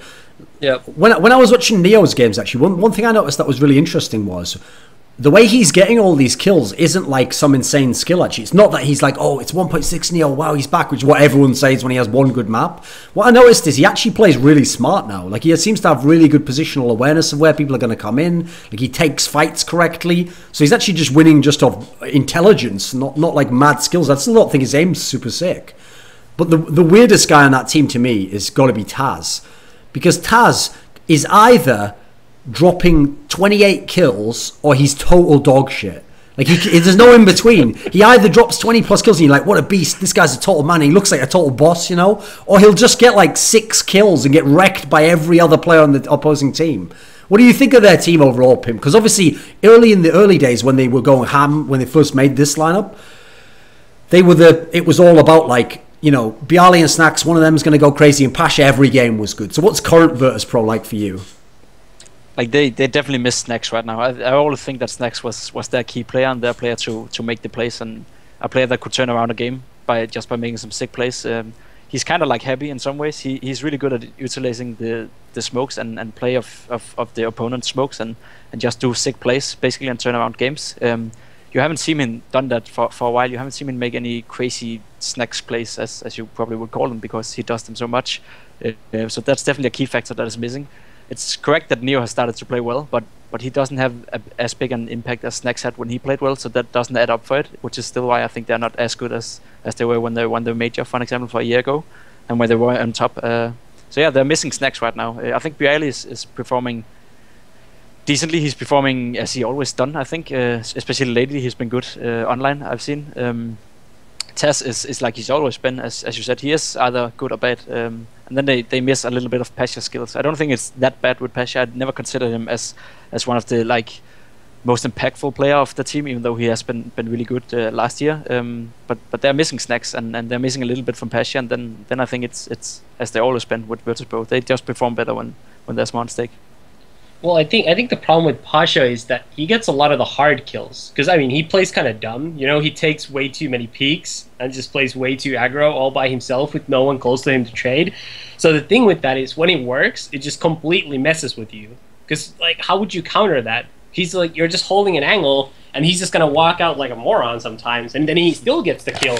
So, I mean, that's just... I think a lot of... Like, I think Inferno middle sums up his play the best. Because that's where he just sometimes peeks middle constantly over and over again, like an idiot, and it still works out.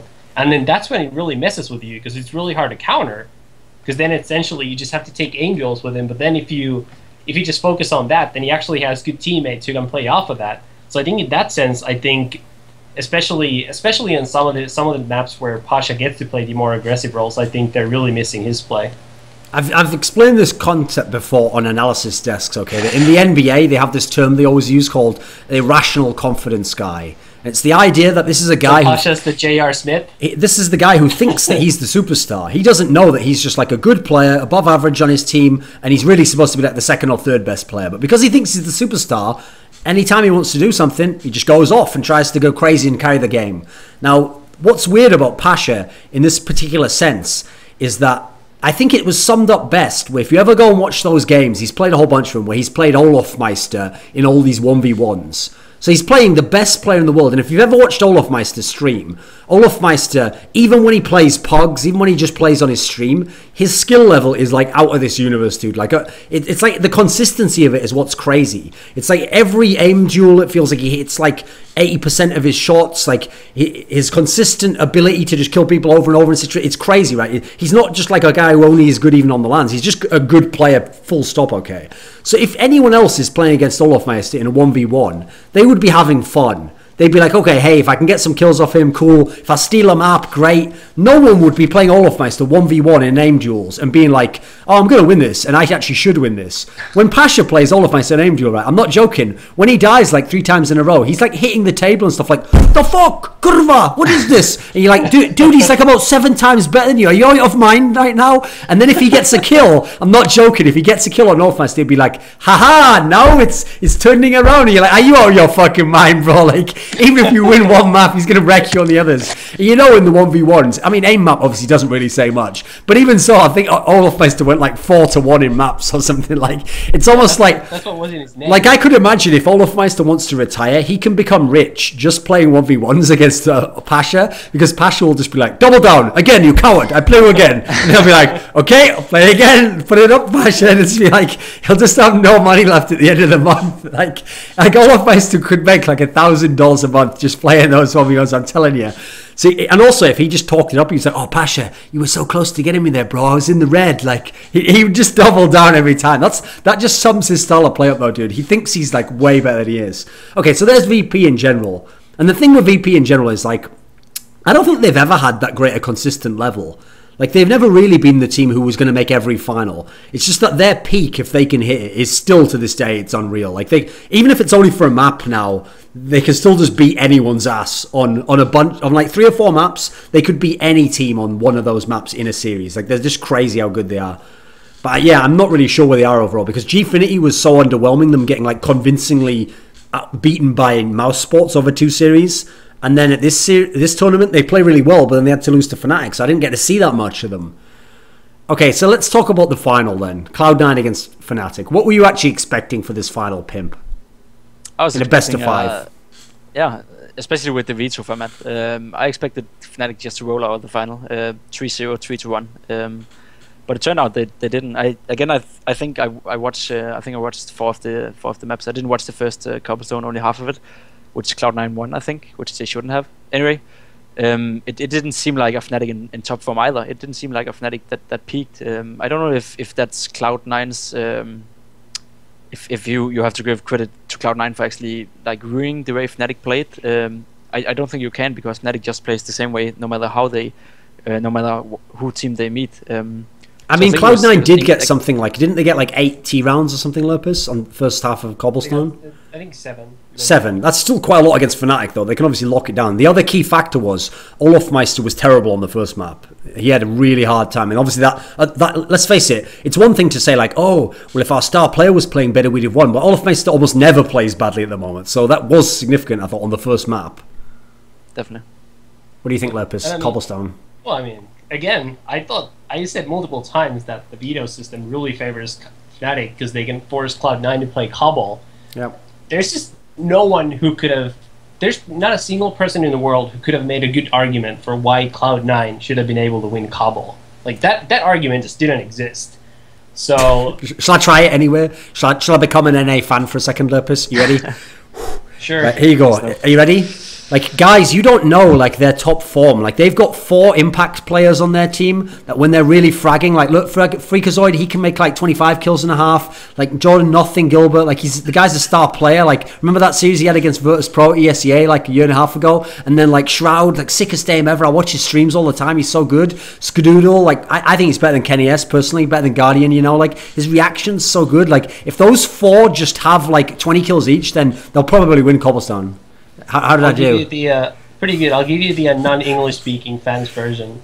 Sean Garris greater than Pronex, Skadoodle greater than JW, Shroud greater than Olaf. No, they at least, even the idiot would be fair and he'd be like, Shroud equals all of him. That would be like his, that's still utterly insane, but even that one he'd be like, Shroud equals all of, but then the rest would, yeah, they would be greater than obviously. Freakazoid over Crims, like, yeah, okay bro, in what universe?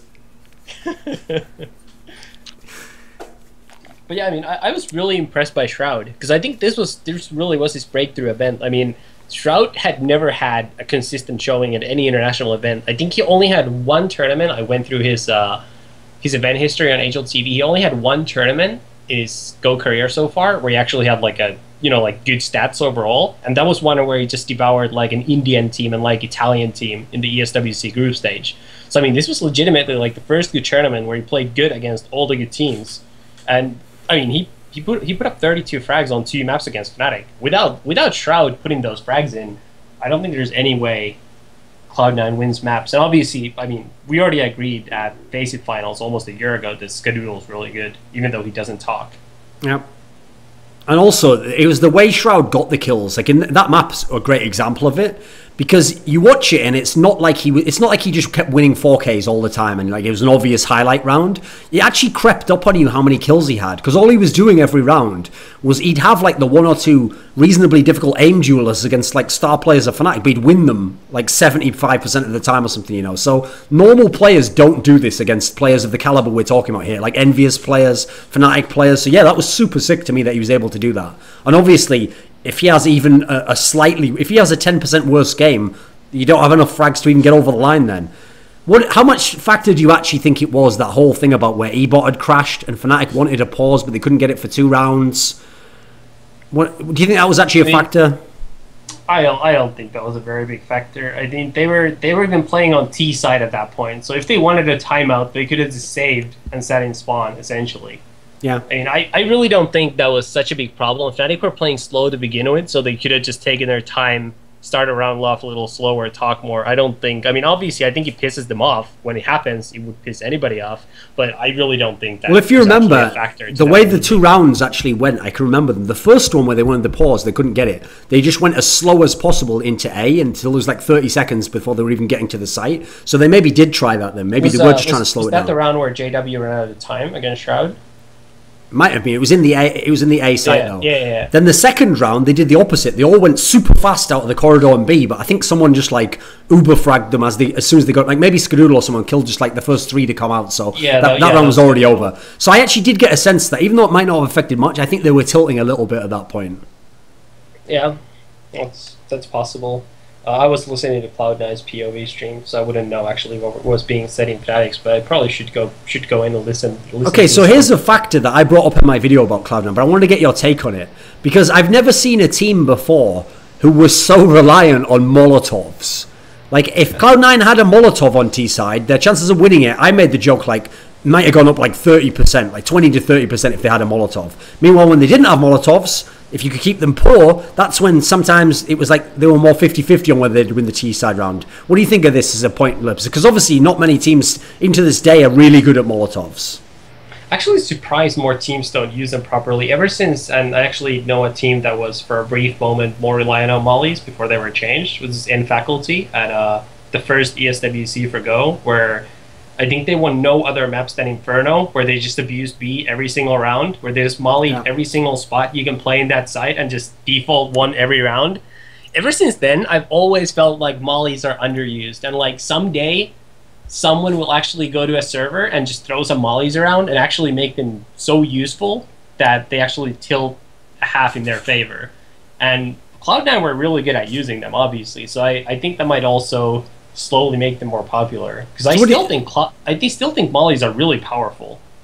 I mean, they're expensive though, so you have to have a plan. That's part of the reason why I understand why some people don't buy them. Also, so Pimp, what do you think on this? Because I mean, we live in a world where Titan's a really good tactical team, but they don't use that many Molotovs. You know, they maybe use one on a round. Yeah, I think they did when they had their old lineup, when it was when they had Shocks in and they had Kenias in. Oh no, Scream. Scream, exactly. Then back then they actually used Molotovs a lot, but also I think the Molotovs got nerfed at some time when the Molotovs was getting really popular again, when people actually started to abuse them and people started to whine over they were too good. They got a nerf, so they didn't do as much damage and you didn't get as much slowed when you run through the Molotovs as you did before. So they actually nerfed the Molotovs just as they become popular again. And I think Lurppis is right. It's only a question about time. Like we talk about it ourselves on our team a lot. Like we simply just forget to buy a Molo when we have good economy on Terrorist. We simply just forget to buy a Molo instead of a nade, because a nade against a player with armor is hardly doing any work at all. But a Molotov can basically force a CT player out of his favorable position. For an example, on Cash, you can Molo truck and you can Molo NBK, and then you move to the most powerful positions on A, and then you have like slightly higher chance of actually winning the duels on A, because you force the players away from their favorite positions. So they are really, really powerful, and I think it's only a question of time before teams start to use them more and use them more properly. It's something we have talked about a lot ourselves, and something we want to work on as well. So I could imagine it's the same for everyone else. Assuming I'm not misremembering, I even remember a round in a game that Cloud9 lost. I think it was on Overpass against Virtus.pro. Sean even had a strat where they just had like 2 mollies and they were on like a 4-spy or a half-buy or something, and they were in the B site, and the plan was last second to throw the mollies, 2 of them onto the bomb so that you couldn't get on and defuse it. And it didn't work because they got killed too early, and like the mollies just ran out for you to be able to defuse. But actually that would have been brilliant. Like if you'd have been able to delay 2 seconds, they literally would have won the round off it. Like you wouldn't have been able to defuse. There's still not that many people do it. Like sometimes individual players do it. Like a really smart player who just has a Molotov might be thinking like, that's the play I'm going to make. But it's very rare that you have an actual team like that. That's quite a clever kind of save/half-buy approach if you know what you're doing. Yeah, I mean, I actually would expect that kind of buys especially to become more popular with mollies, because it kind of reminds me of, you know, that old pistol round strat that a lot of teams like to run 1.6, like SK's Wally's SK used to do it, where everybody would buy up, like 2 people would buy up all nades, and you just go 5 people long on dust 2, and then you get bomb planet for long, and then just nade the diffuser at the very end after delaying them as much as possible. I think similar stuff you could do with mollies on a lot of maps fairly successfully, because if you can just get into the site without spending all your nades, you can delay the other team a lot with the nades and flashes of CS:GO. So then if you can just save a couple of mollies till the end of the round, I mean, we saw what happened that one round. To be fair, I don't think Cloud9 gets the defuse either way. The round where Pronax mollied 0 people. after his death. But I mean, 3 people. yeah. I mean, I don't think Cloud9 gets the defuse either way, but I mean, I just think that's also an underrated way of using them. Because here's the thing, right?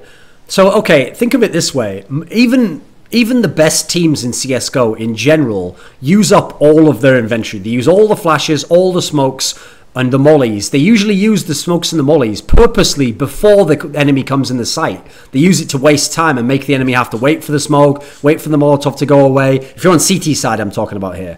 So usually, yeah, you'll use a flash as a counter flash. But actually, here's what's interesting. Watch when it... I know it's not popular to say Existence does anything right because everyone apparently hates Existence, thinks he's dog shit because he can't frag. And that in-game leading doesn't count. But when Sean Gares does an identical scoreline with equally shit fragging, but wins with tactics, people are like, what a genius. He's American, you know? Like, I don't even get that myself. But anyway, my point before I went on that little rant there is that if you watch Existence, the number of times as CT, he has like a smoke or a nade or a molly left at the end of the round is insane. He'll have his inventory. He'll always save one if he can.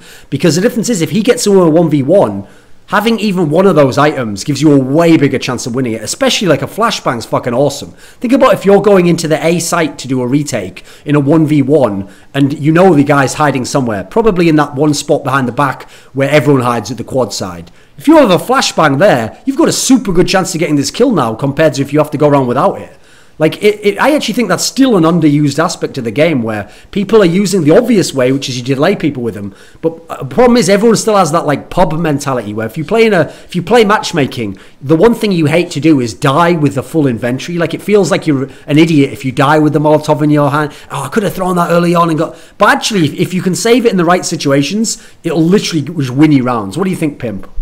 Yeah, like I was just thinking about it. It would, like, let's say some of those played that lurppis mentioned before would become more popular. It would add a whole new aspect of the game because as it is right now, you use all 5 of your smokes just to delay, and you do that because you want to delay the terrorist team taking control of anything. On Inferno, for an example, you like to use 3 of your smokes on banana, and you would use the 2 other smokes on either middle or quad.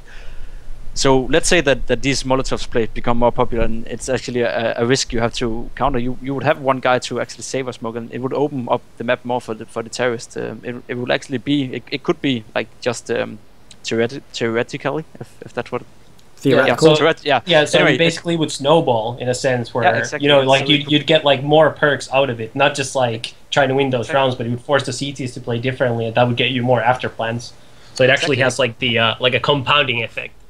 Exactly, it could become like a new meta, and it would open up a lot of maps to become actually more T-sided, as a lot of outside guys are requesting, because they love to see even maps, and does that become a new meta that could like have a snowball effect, as you said there? Yeah. So, okay, map 2 was Cash, and I noticed this is the one people don't mention a whole lot, because this map, there was no chance for Cloud9 to win, even though it's actually their best map at the moment, Cash, because obviously in this map, that same Olofmeister guy who wasn't very good on Cobble was like, oh yeah, by the way, I shit on everyone. Like, he just wrecked everyone, game over, like, they just, that map was easy. Was there any comment on that map? Is there anything to say?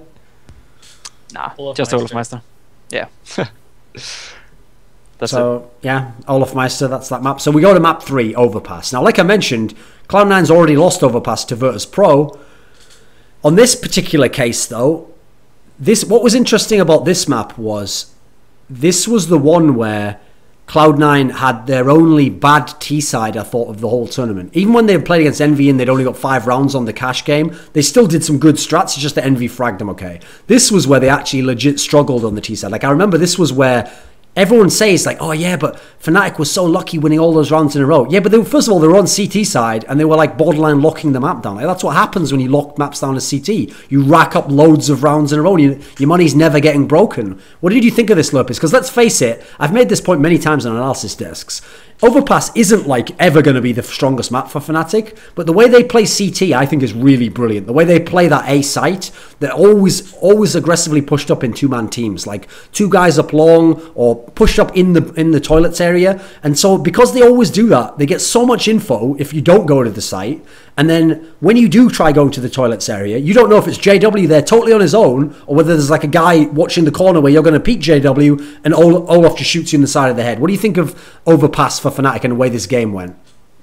Well, I mean, one thing that I think needs to be said is I think Overpass actually is the map out of the three that were close that Fnatic could have really just won like 16-5. Like there were so many close rounds in the first half where like Shroud got 3-5-7 kills in like a 2v4 and Flusher ran out of time before being able to plant. I think Shroud won a 1v2 in the A side. There were like a couple 1v1s in the A side where like people were lurking inside of smokes and then someone on Cloud9 just happened to get that kill. And all people remember is that 3v2 in the B site where Freakazoid peeked from the site instead of just letting his teammate spot for him. And then the 0 versus 3 where Pronax mollied everybody, and I don't think they would have had time to defuse either way. So I mean, I think for one, I think Fnatic played better than the scoreline would suggest. Like I think Fnatic was more better than Cloud9 than 16-14. Yep. I mean, there were so many close rounds that if you play the same game and the rounds go down to the same situations, I think Fnatic wins by a bigger margin. Obviously, Flush has stepped up big time that game. Both Crims and Olaf actually really struggled, but there really wasn't much that Cloud9 could do on T side, right? I mean, they won Pistol, and they got a couple of early rounds. That's what I say. The Fnatic bought on third round. That was the one where they got nothing. Like, it's not like I blame Sean Gers for it, because when I look at the way Fnatic played the CT side, I don't know what you're supposed to do. Like, if you have to remember, here's the thing: if you're someone watching the game as an observer, because you're seeing the CT's point of view, you have a ridiculous perspective on what the terrorists are thinking. When people play that aggressively and they succeed and they work well off each other, in your mind, it closes off whole areas of the map, and you visualize how you're even going to move into the map totally differently. You can't think like, oh, well, I would have just run in and double naded that area. Like, you wouldn't know there'd be anyone there. It'd be a waste of nades. What did you think of this map Pimp Overpass game, which was 16-14? It was a close game. Yeah, like you already spoke about, Fnatic just closed them down as CT. Like, I think Cloud9 had a decent CT side also. Only letting Fnatic getting 6 rounds was okay. There was a lot of close rounds, as lurppis said. They could have gone Fnatic's way, but overall they should be happy with that CT side. And then I won the pistol round, and from that moment I actually thought that Cloud9 would have it, because I don't see Fnatic as that strong team on Overpass, but they just played it perfectly. They played exactly as you said, in 2-man teams aggressively a lot of the times, which is really strong to do on Overpass, because you both have the long area, the yard area, and you have the toilet area, and you have the underground area, where you can play in 2-man teams, like 3 different areas on the terrorist way to A, where you can play in 2-man teams, and you can just choose between those 3 areas to shut down basically with 2-man. And it's impossible for the terrorists to actually know, so you would have to send a guy at long area, you would have to send 2 guys maybe toilet and 1 guy underground, and one of these guys will just get killed, and the other guys, the 2 other CTs will just fall back and have the advantage from there. And as you said, if you don't go there, you have a lot of information as you can use and to rotate properly. So the way Fnatic played CT side Overpass was just perfect, and then they started to hit their shots also. Flusher played really well that map, I remember. Why do you think, Pimp, that so many players still play that map? They almost play it like the old version of that map, where when you're on the A site, you just play back in the site where you fucking spawn. Like, you sit behind that, you sit on the ladders and the stairs, you just sit at that angle, or you sit at the truck, or you sit at the bank. You just sit in those spots and wait for them to come peeking round. Because it seems like that style's never going to be as effective, because if they can be smoked off, you know. Why do you think so many teams still do it? I think like a team like Envious, I think they were like perfect. They were the masters in just sitting on the side and just wait for the terrorists to come. The thing with Overpass is that there is so long from T spawn to actually going up to A. There are so many areas, so many angles that you have to clear, and it takes time. So you can actually just sit in CT spawn if you just send 1 guy out with as a decoy with a flash, and just like let the terrorists think that okay, they might be in toilet, they might be in yard now. He threw a flash over middle when we came out of spawn. They might be here. It takes a really long time for the terrorist team to actually take over all the positions and gain map control.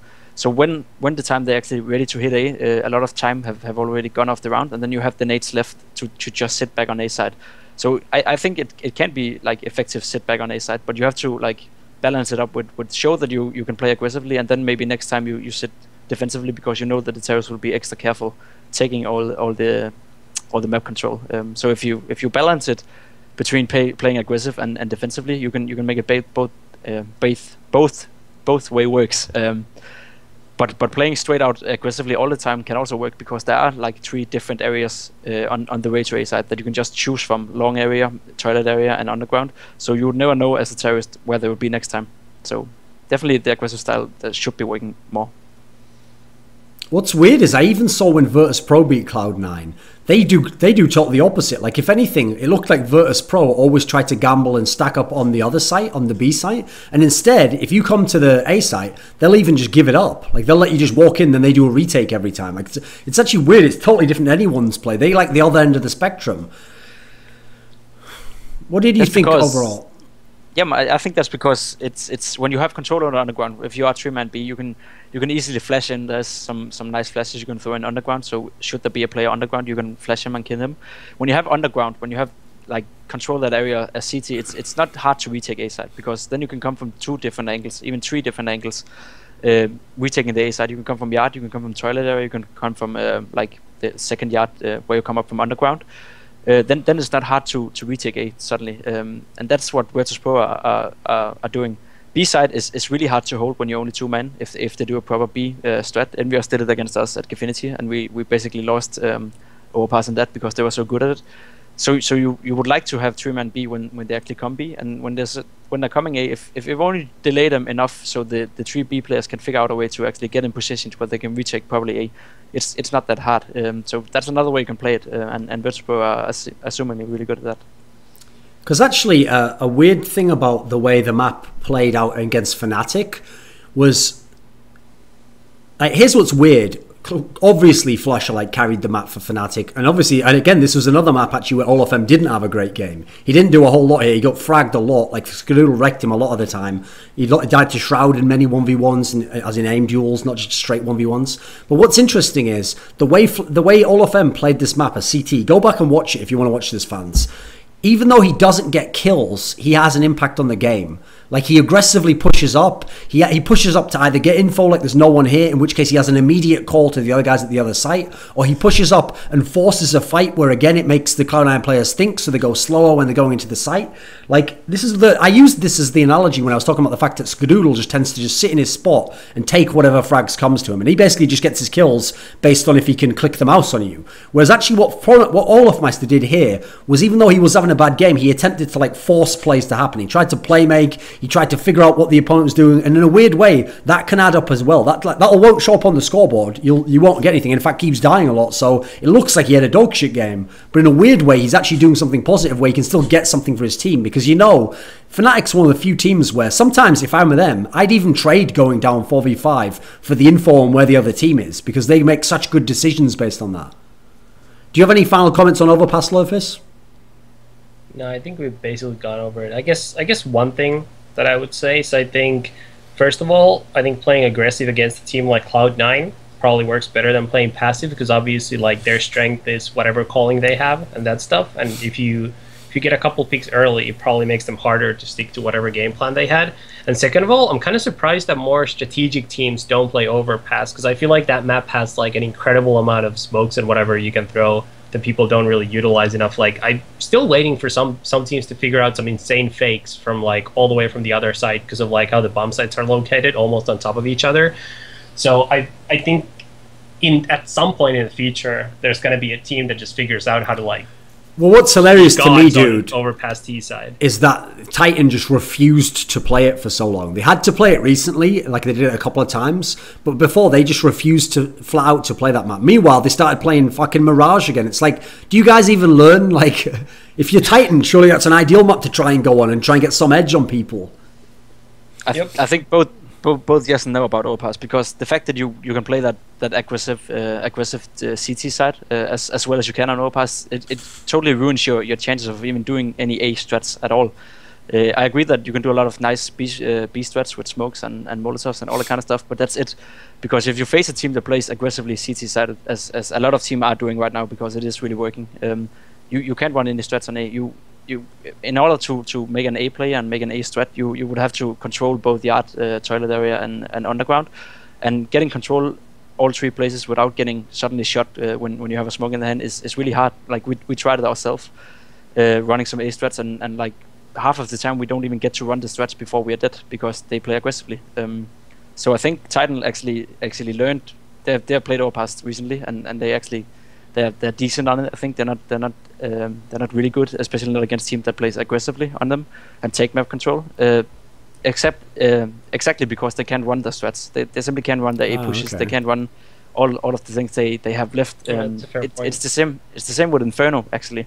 In the beginning, it was a very tactical map. You could do a lot of strats. You could do like amazing things with the smoke because the hitboxes or the skyboxes are so high on Inferno. But now it's more case that a lot of teams actually play aggressively Inferno, down banana, plays aggressively middle, plays aggressively apartments. Like you don't get to run your strats before you're actually pressured down to your limits. So that makes it really hard for some of the strategical teams to actually run the strats. Okay. So the last map of the tournament was Dust 2. Now this is the one where, listen, in general, you know, I hate to use the term like someone should have won a game that they lost, because I think it's kind of bullshit because it doesn't take into account everything. But I think it's okay to use it when it's a really extreme example. So here's the thing, I'll break it down like this. Cobblestone, Cloud9 could have won, and they did. They actually did win it, but also Fnatic could have won this. This was a very 50-50 one. Cash, obviously that was entirely Fnatic, no question there. Overpass, Fnatic narrowly won it. Okay, Cloud9 could have, in the sense of how those rounds played out. There were a couple that could have gone differently, but also if you added all the unlikely rounds up, I think Fnatic actually wins it by like 3 or 4 rounds in a normal scenario. So that one's less so. So maybe that's like a 30-70 chance you could win that one, or aside from the way it actually played out. Now Dust 2 though is the one where the way Cloud9 played it, I actually thought they were going to win it. Like for most of it all looked like everything's heading your way. Even when like obviously they got to map point reasonably early, like they had a whole bunch of rounds there, 3 or 4 map points. And then they had 59. The one, then they had obviously the insane round where, was that Flusher who won the 1v3 or something? Yeah, 2v3, but yeah. 2v3 when he was on the A side. Where Freakazoid got 3 kills and shot Flusher down to 15 health, and they still lost. It's by far their best chance to win. So give me your thoughts on Dust 2, lurppis. Well, I mean, one thing first of all is if Shroud doesn't hit those 4 scout shots on the second round bye, I think Fnatic gets a lot more CT rounds. But it doesn't really, I mean, that just like what started the whole. By the way, that's another thing. After that. Let's just be real here. Think how many rounds in this fucking tournament Shroud like single-handedly won, like pistol rounds, won like 4 like pistol saves after an eco, the scout round. He won't even do that himself most tournaments. So it's not like what I don't like about this idea is the idea that like, oh, Cloud9 was unlucky. Yeah, in some situations, this is like a perfect tournament for that DSN quote you put, where it's like Counter-Strike in general is a fair game. It's more like, yeah, you can be unlucky at one point, but you'll also be, if you're a good team and you have opportunities, you'll be lucky at another scenario where you just won't count as luck because it went in your favour, you know. Like they definitely got their share of luck in this tournament as well as they had situations that went against them. Like we've described the 1v3, the Molotovs, and now this one, that Flusher one, which was absolutely incredible, very unlikely. So, okay, keep going. What else did you think of Dust 2? Well, I mean, I thought Cloud9 played really well. I was impressed by their Dust 2 because I didn't really think that they really earned the Dust 2 win in the sense against Envy, just because I thought Envy didn't play very well. But they played really well on Dust 2 against Fnatic. Probably should have won from 59. Kind of seemed like they ran out of things to run at that point. Like once they started losing a couple rounds, they clearly didn't really have any other setups or like any aces up their sleeves to fall back on.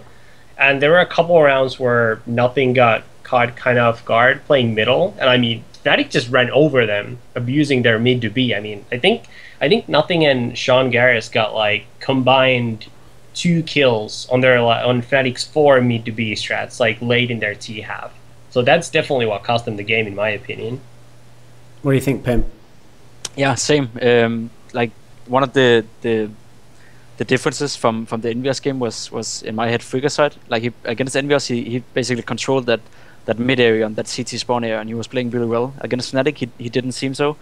Like when you play CT spawn and play the rotator role in CT spawn, you have to play together with the guy on B who is playing the rotate role on B, and there didn't seem to be any communication between Nothing and Freakazoid in order to what they could do to stop the mid bit split pushes.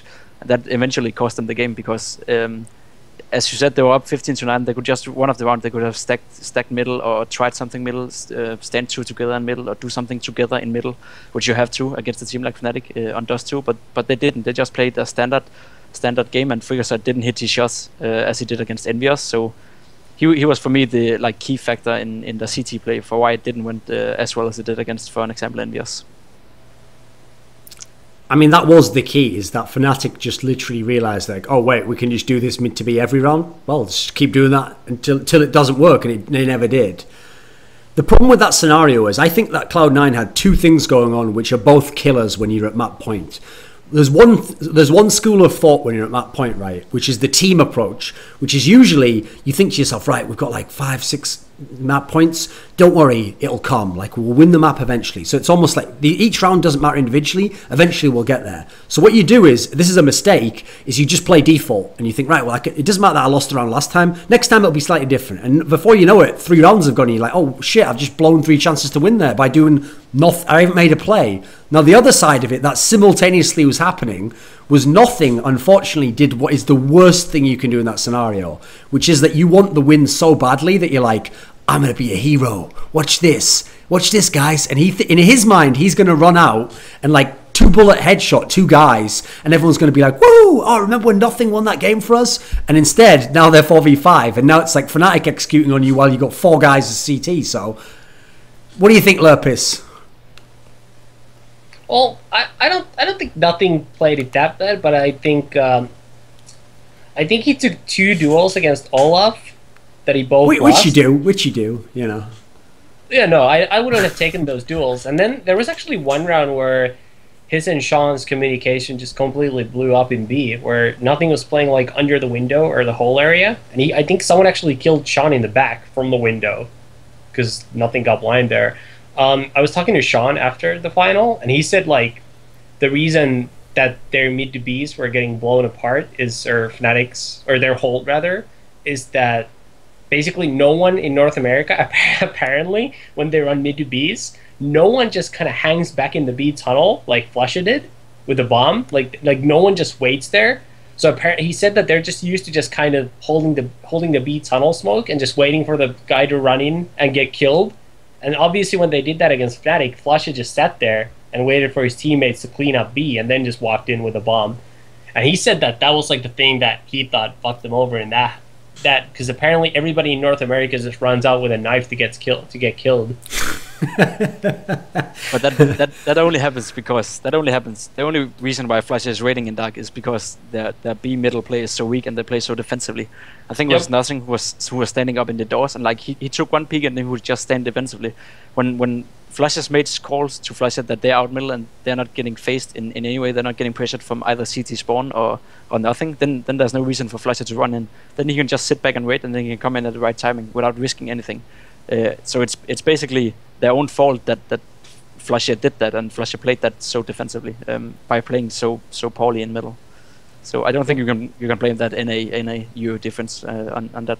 One thing I won't defend. I don't think so either. I was just telling what Sean was telling me. Yeah. One thing that nobody can defend is how just absolute bullshit that round was from Flusha, that like 2v3. Like that was so bullshit. But here's the thing. It's not like it was Pronax who did it. It was Flusha. That was like hashtag just Flusha things. Like, let's face it, this guy is one of the best of all time at doing complete bullshit like that and making it work. What did you think? Pimp, come on, what the fuck was that round? I don't know. Like, CD round, and it kind of speaks for itself, I think. It was just, hashtag Flusha things. It's the fact that would have won them the game as well. Like, I mean, only that map, remember, it would have still been a 5th map, but even so, that's like the round that haunts you forever to the end of your days. What do you think, lurppis? Yeah, that was brutal. I mean, obviously, I'm friends with the Cloud9 guys, so I wanted them to win as I was watching the game, even though all the North Americans probably think I hate the team because I criticized them. So, I mean, it was brutal. Obviously, the first 2 people That's died. because in North America, lurppis, you're only allowed to like teams that have the same passport as you. You didn't know that rule? I know. You probably think you're allowed to just like anyone who's good, but apparently not. Well, also, legitimately, there were like, I think at least 50 people during the weekend who were like legitimately surprised that I played with Nothing at some point. So, like, I think it's really surprising how many like super new fans there are in CS. But anyways, like, the second is Skadoodle, and I think it was Shroud who died. Obviously, everybody thought that round was over. Like, Fnatic was going to win that round. And then you used to just see Freakazoid just hanging in there in the corner, sprays 3 people down, flush it down to 15 health. He did, like, almost 400 damage with 1 spray. and then they still lost that round. I think that was definitely the round that just completely broke Cloud9's back. Because if you watch overtime, they didn't do anything in overtime. Like they didn't even come close to winning a round. Like it was over when it got into overtime. Fnatic already won. That was also, though, where for Fnatic it was perfect that you've just been wrecking T-side and the overtime means you stay on the same side. It's like, perfect, just rack it up again, let's do the exact same shit. They can't stop it, and obviously it was over at that point. Like, nothing could be done.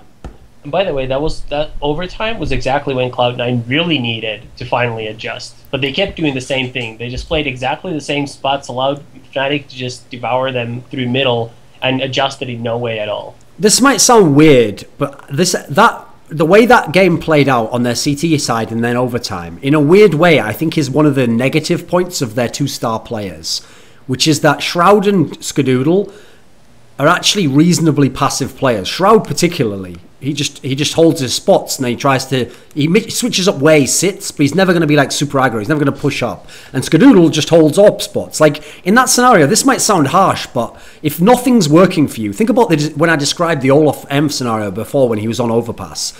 This is exactly the time where if someone like Shroud aggressively pushes up out of the tunnels now when there's going to be, he can get in behind him quicker. If Skadoodle peeks out mid and tries to take some crazy AWP shot, maybe he can get one pick. Instead, they kind of just were playing default and just hoping that they're just going to kill people who come in their crosshairs, and that's how they're going to win the round. Am I being too harsh with that, lurppis?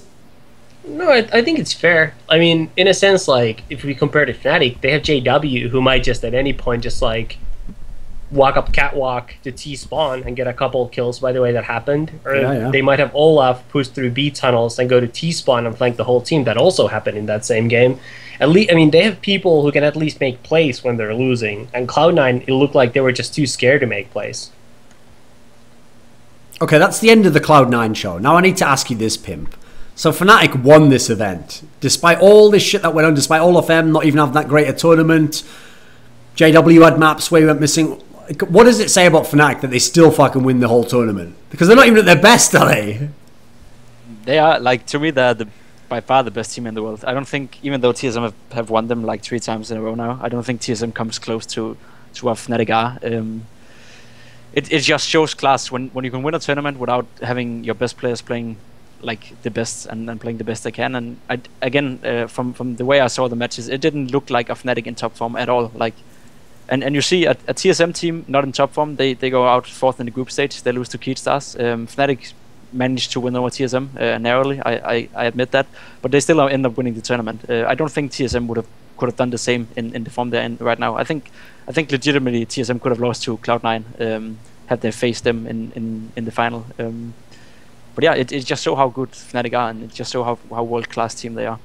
And by the way, Virtus.pro doesn't just roll over against TSM. That's not like a guaranteed win. The same way where Olaf said before the semifinal, like, oh, we always beat Virtus, you know, like we don't really struggle against them. Like Fnatic are the one team who has no bad matchups. Well, I guess TSM. Yep, that's the only one. But I mean, everybody else plays like 3 other teams close. VP's the team I want to see against TSM, dude. That was the sickest part. That's the matchup that I love to watch. It's always fucking amazing when those 2 teams play. That's a dynamite matchup. They might be for all we know, VP's the team that beats TSM. We just don't get to see them play since forever, it seems like. Yeah, I think the last time they played an actually meaningful game was like, oh yeah, Face It, and then before VP that, won. Copenhagen games were also VP won. And so here's the thing about Fnatic, and Pimp kind of touched on it there. What people don't realise is, you know, there's like people think I'm a Fnatic fanboy, which is hilarious because they're not even vaguely my favourite team. But here's the thing about Fnatic that I've always seen that people don't seem to get. Yeah, TSM probably does beat Fnatic on their best tee. There's other teams could even come close on a good day and beat Fnatic. But Fnatic, the best way to describe it is, most of these other teams like Virtus.pro, Na'Vi, let me think, Envious to a degree, but not quite as much. Mainly VP, Na'Vi, and TSM. Their A game is amazing. They can win the tournament. Fnatic can win a tournament with their C game. That's how well-rounded they are. They play every team pretty well. Their map pool is fucking insane. Like, it's almost impossible to get 2 good maps against Fnatic. If you're even getting 1 is hard for some of the top teams. But even if you get the 1 good map, now where do you go? Whatever your next map that you're hoping you're going to win on, they're probably at least as good, if not better than you on it. So it's no surprise. Just look at the fucking numbers. This year they've never placed below top 4. They've only placed outside of the final twice, and so they've made the final or something like, I think they've made something insane, like 10 finals this year or something. And then they've won like 7 or 8 titles. Like, you can't fuck with that. That's just unreal. Like, there's a reason why they're the greatest. Like, that's unbelievable shit right there. I already think, luckily this discussion doesn't have to be had now. There's events coming up that can lead you further close to it. I already think you can make a case that they're the best team ever in terms of like a lineup of 5 players. I think the case is already there to be made. Well, I just wrote that on Monday. I already said it. I said this after... I think I said it after Gfinity, the one that they won where they thrashed VP 3-0 in the final. I just said, when all is said and done, as in when the future events have played out, being as they're obviously not finished winning, this will be the best team in the history of CSGO. Like, even if you could say NiP is now, someone who wants to make that case, okay, you can build the case. It's still a debatable point. It's debatable at the moment. It's not going to be in like 6 tournaments from now when they've won another 3 of them, and hey, they've maybe even won another major. Like, it's going to be game over at that point. What do you think, Pimp? You played in both eras with NIP and Fnatic now. What's your feeling at the moment? You don't have to make a final decision, but what are you thinking at the moment? I definitely think Fnatic is the best team that ever existed. I think back then NiP had a lot of factors playing in their way. Like, it was a new game. They were the guys getting paid to play. They were the guys actually try-harding playing CSGO, while everyone else was still unsure if they actually wanted to play. So they got a good head start. Fnatic came out with this lineup when everyone was getting into CSGO. Everyone wanted to be the best. Everyone wanted to fight for the #1 spot. And Fnatic made this team, and they just did it right away. Like, they didn't need like half a year to become one of the best teams in the world. They were one of the best teams in the world right away. And as you said, this year has been exceptional for them. Last year was also exceptional for them. So I think I think there is no like the NiP era and the NiP like 87 lane wins in a row or map wins in a row, whatever it was. It's sick, and it's like something you can never take away from them. Yeah. But it's not comparable with what Fnatic have done right now in terms of competition and in terms of how professional the whole CSGO scene is right now compared to back then. And here's 2 other factors I want to throw in. Because listen, we can have this. I'll probably write an article about this one day. But I've got 2 factors that I don't think anyone's thought of, okay? So one is that when NiP dominated and were the best team by far, so that was going up to about like the fall of 2013. So from like fall of 2012 to fall of 2013, about a year was when they were the gods, okay? In this time period, there were 5 maps. And they were sick. They were all on all 5 maps. That's what was amazing about them. But there were only 5. Nearly all of the Fnatic era, there have been 7 maps. And these guys are still really good on like 5 or 6 of them. That's fucking unreal. Like, I'm sorry, that's above and beyond. Because now now that means sometimes you might have to play a team on your 5th best map, which happens to be their best map. And you might have to beat them on it, depending on how the series goes. So I'm sorry, that's actually even more impressive. Then you add in the other factor that I already kind of alluded to with the Flusher thing. They really can have their 4th best player and their 3rd best players just carry the game. Like, Crim's actually had a dog shit tournament this time, He was the guy who didn't have a good tournament at all. He was really, it was uncharacteristic, all the kills he wasn't able to get. They still win the tournament anyway. They still were never actually at elimination point in terms of the final. And this was one of their best players before. Whereas when NiP were the gods, listen, yes, Freiburg was an excellent entry fragger. Exist was a really good fragger for an in-game leader. But let's be real, Get Right and NiP, Forest, used to carry that team. It was the Get Right and Forest show every time they played a really top-level team. I mean, go and ask fucking Device and Dupree. Half the reason they could never win was every single time, it was like, even if we drop 25, Get Right drops 33. It's like, well, what are you supposed to do against that, So even NiP didn't have the versatility that Fnatic has now. Do you have any comments on any of this, Lurppis? Well, I mean, I agree. I mean, I think this Fnatic team is just the best team ever. I don't think they may not be now. I think you can already make a case for them, but I definitely think they will be once this lineup at some point in the future ends. I mean, I think they're favored to win the next major. I think they're going to be favored to win all the events between now and the next major. And I think if they win the next major, I don't think you can really argue about it anymore. I think that's where it's settled. And like Pimp said, not only is the competition a million times better now, there's a lot more tournaments, there's a lot more teams, and everybody else is taking the game far more seriously. I mean, back in the days, NIP were the only team who were getting like a legitimate salary to actually play the game. I mean, the only competition they ever really had was Very Games, who could never man up and play against them, and then Pimp's team. And then when they actually got the first team able to beat them, Virtus.pro, all of a sudden they became vulnerable and started losing to Very Games as well. Yeah. You know the thing though, here's the thing about let me think. Okay, so that's the best way to describe it, is like I said. At the moment, you can make cases for both teams, and then it comes down to like preference. But the key problem is NIP's 5-man lineup has already stopped playing and will never play again. So their record's set in stone, whereas Fnatic's isn't finished yet. They can still win events. So here's the thing, if you're a NIP player, yeah, you want to win events now yourself, but really, if you want your legacy to be that you were the greatest team ever, if you're a NIP player, you need to do two things. One, you need to pray that TSM meets Fnatic in the bracket stage of as many tournaments, possibly semis if possible. Secondly, you better become the biggest TSM fan ever, because that's your best chance. That's the only counter we've ever found so far to consistently beating these guys over there. Like, what's funny is there could be a tournament, I could see this happening, where on one side of the bracket it's like VP versus Fnatic, and then the other semi-final is like TSM NIP, and then NIP actually somehow has an amazing game and they beat TSM, and in doing so fuck their whole legacy, because then they just get wrecked in a best of 5 final by Fnatic. So in a weird way, it's like you're damned if you do, you're damned if you don't. So the last thing I want to talk about, since we've got Pimp on the show now, is actually Dignitas, because obviously Dignitas is a team that in general has been on the rise recently. The first thing I wanted to actually ask you about Pimp was, what's weird is the kind of level that your team's at now, like a 7th, 8th type team in the world, is actually where I thought this lineup was going to be when you had Fetish, because you had all the pieces, like all the people who've been in top teams before, people who've been good at times, like the right mix of like young players. And so I thought, oh, they're going to qualify for the major, and then who knows, you know, at the major they'll be like one of those best of 1 threats to maybe get out the groups. And obviously that all went to shit and it didn't work out initially. What changed from the Fetish era to the MSL era when now it's working and now you actually are this team that has the potential with some of these players? Yeah, I mean, short story long, Fetish was just the totally wrong fit for us. The way he likes to play the game, like you already saw with ESEA when he played in Dignitas, he went from being like a really solid player, a really aim star, a really talented young guy to just totally fall out of the old Dignitas lineup when he played with Fetish. The same started to happen again when he played with us and when he played with Fetish again.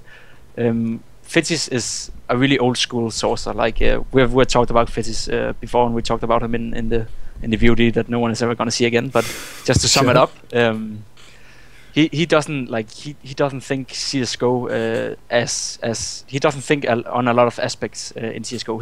All he thinks about is talking and calling, and whatever aspects that might be, he doesn't care. Like, for an example, roles, he doesn't give a fuck about which role you have. He could, in the old Dignitas lineup, he gave ESEA the pack. Like every single tech they had in the old Dignitas, ESEA should just have the bomb on the back, go out and plant in a smoke, and if he died in the smoke when he planted, then bad luck. But that's not how you should use ESEA as a player. So when we have Fetish, we basically all of our players got used in the wrong way, which was one of the things that played a huge factor to why we didn't qualify for the major. We lost to Voximino, we lost to Keatstars. Admittedly, they've shown great results after that, but at the time we should have beaten them like 20 times, and we shouldn't even come close to losing to teams like that. So how should AZ be used?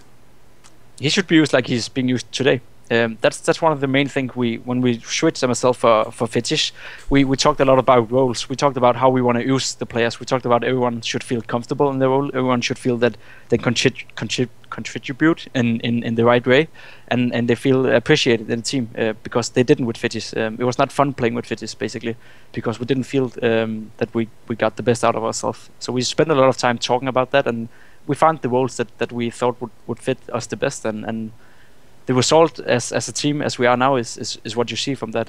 ESEA is one of the best players in the world, in my opinion. He can be, at least, and he's playing really well because he got the role that he likes the best. So that's how it is. What do you think of Dignitas at the moment, lurppis?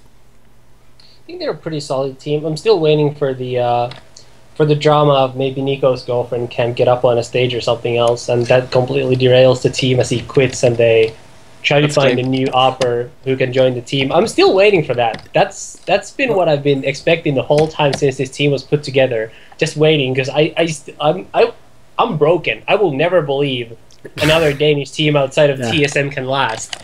I'm just completely broken when it comes to that. You've triggered me. Here's the problem. Are you ready, Pimp? I think if anything, you should be talking to Nico's girlfriend. Like, you should be on stage with us in every game, you know. Like, I don't think that would be necessarily that bad a thing at the moment, mate. Come on, real talk, Pimp. Listen, I know Nico's your boy. I know he's with you in Western Wolves. And listen, there was one point in time where I had this endless faith in Nico. Like, he'll get it together one day. He'll be that superstar AWPer again. That Gfinity tournament, despite the fact you guys almost made the final, he knows he was really bad. I mean, he's even joked about it. He knows he had a really bad tournament. What happened to him there? I don't know. Like, he didn't play well. That's no secret at all. He hasn't been playing well for like the last 4 months at all. He knows it. He said the same to us after DreamHack. Like, he feels responsible for us not going into the final at Gfinity, and maybe rightfully so. I wouldn't say that, but you can say that from an objective point of view. He said the same at DreamHack summer when we lost to NIP twice. He felt responsible for us going out in both matches. So he knows that he's I wouldn't say a problem for us, but he knows that he's a factor that can be much better in our team. And he can see that my play, Icy's play, Kjaerby's play, MSL's play, like our whole team play has become much better, while he's maybe sitting on a low pile and have been doing that for a while. So. But that's also, like, you said that you have stopped having faith in Nico. Like, we don't. We still have faith in Nico. And like, whenever the day comes when he starts to play just a little bit better, you can see where it can lead to. Already now, we are, as you said, 7th, 8th best in the world. We should have been in the final at Gfinity. I don't care what I would say about that aim game. That should have been ours 2-0, without a doubt. And it would have been if Nico played just normal level and not under average normal level for him. So that would have been a great result for us. And as long as Nico just keeps trying, as long as Nico is giving it a shot, and yeah, we believe that when the day comes that Nico actually find his form again, then we can be a much better team. Like, that's one of the factors that we're missing right now. We can the West 4 of us, we can still evolve as players, we can still become better. But when Nico hits his form, then we're gonna be a real threat for everyone. Thoughts on Nico, Lurppis?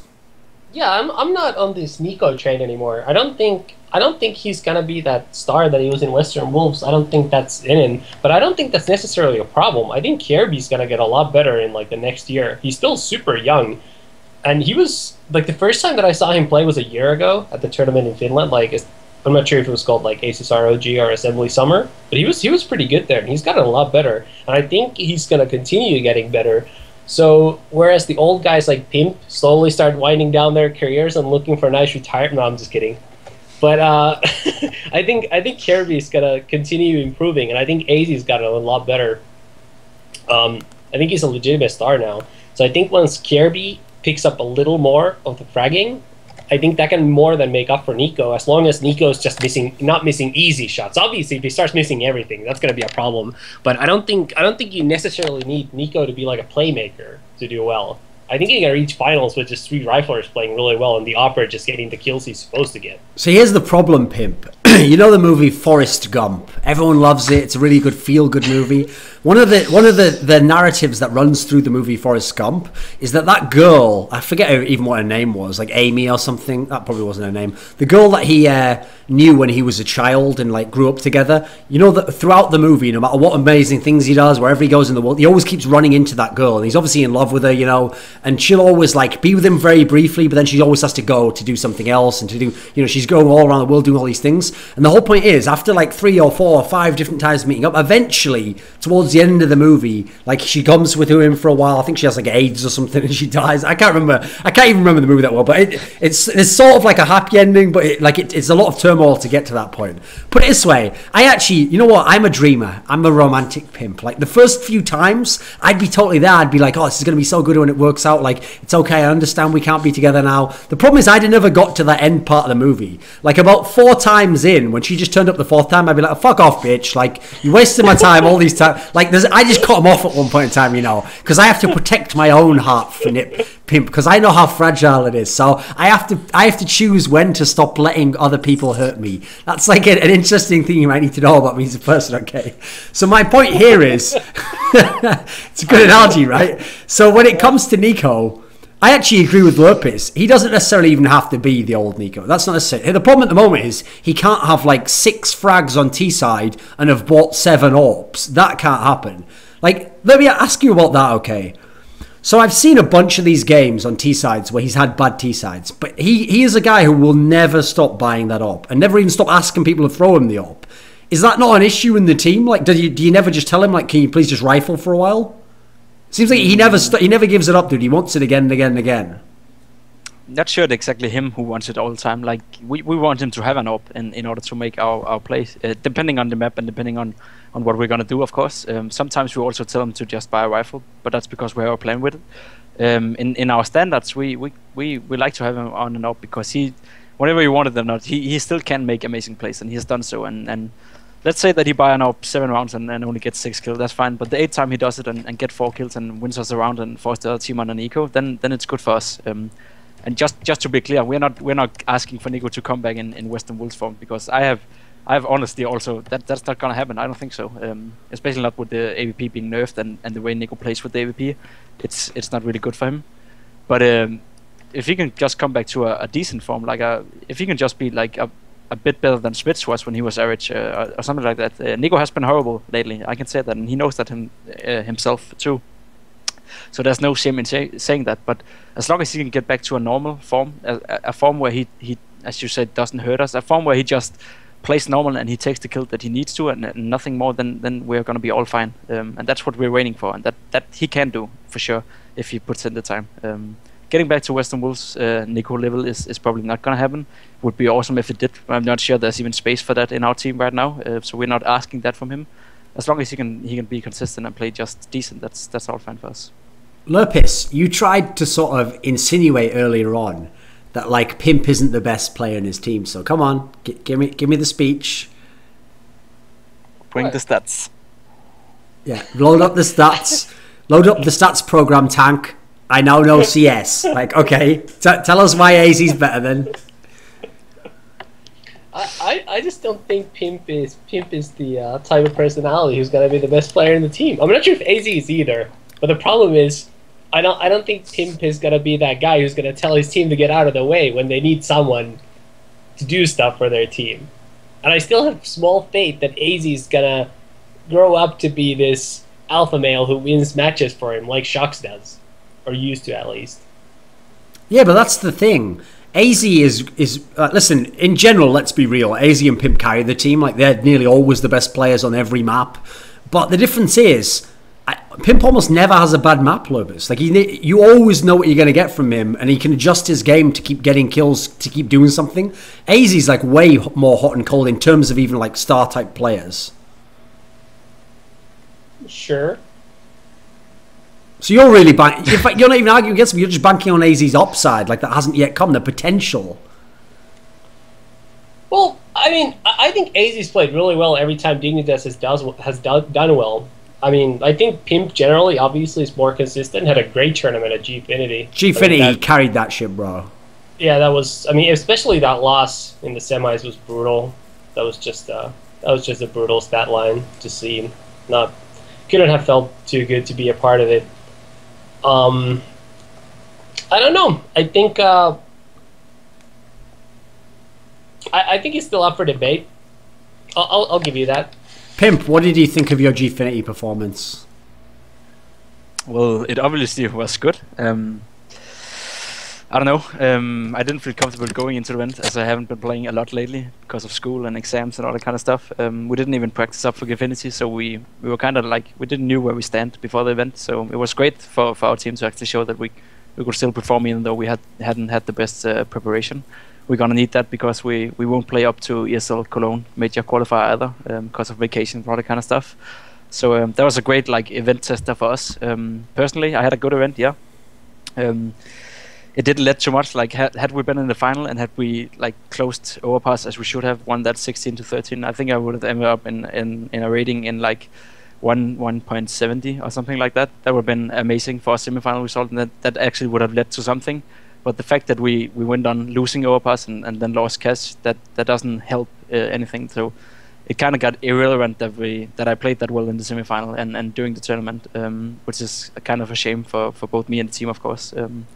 Had we just won overpass, it would have been an amazing semi-final performance from me, and it would have been amazing for the team. Would have been in the final, and we could maybe even take Nip up to a real fight. And yeah, that would have been great. But it didn't lead to anything that I play well at Divinity. That hurts me the most.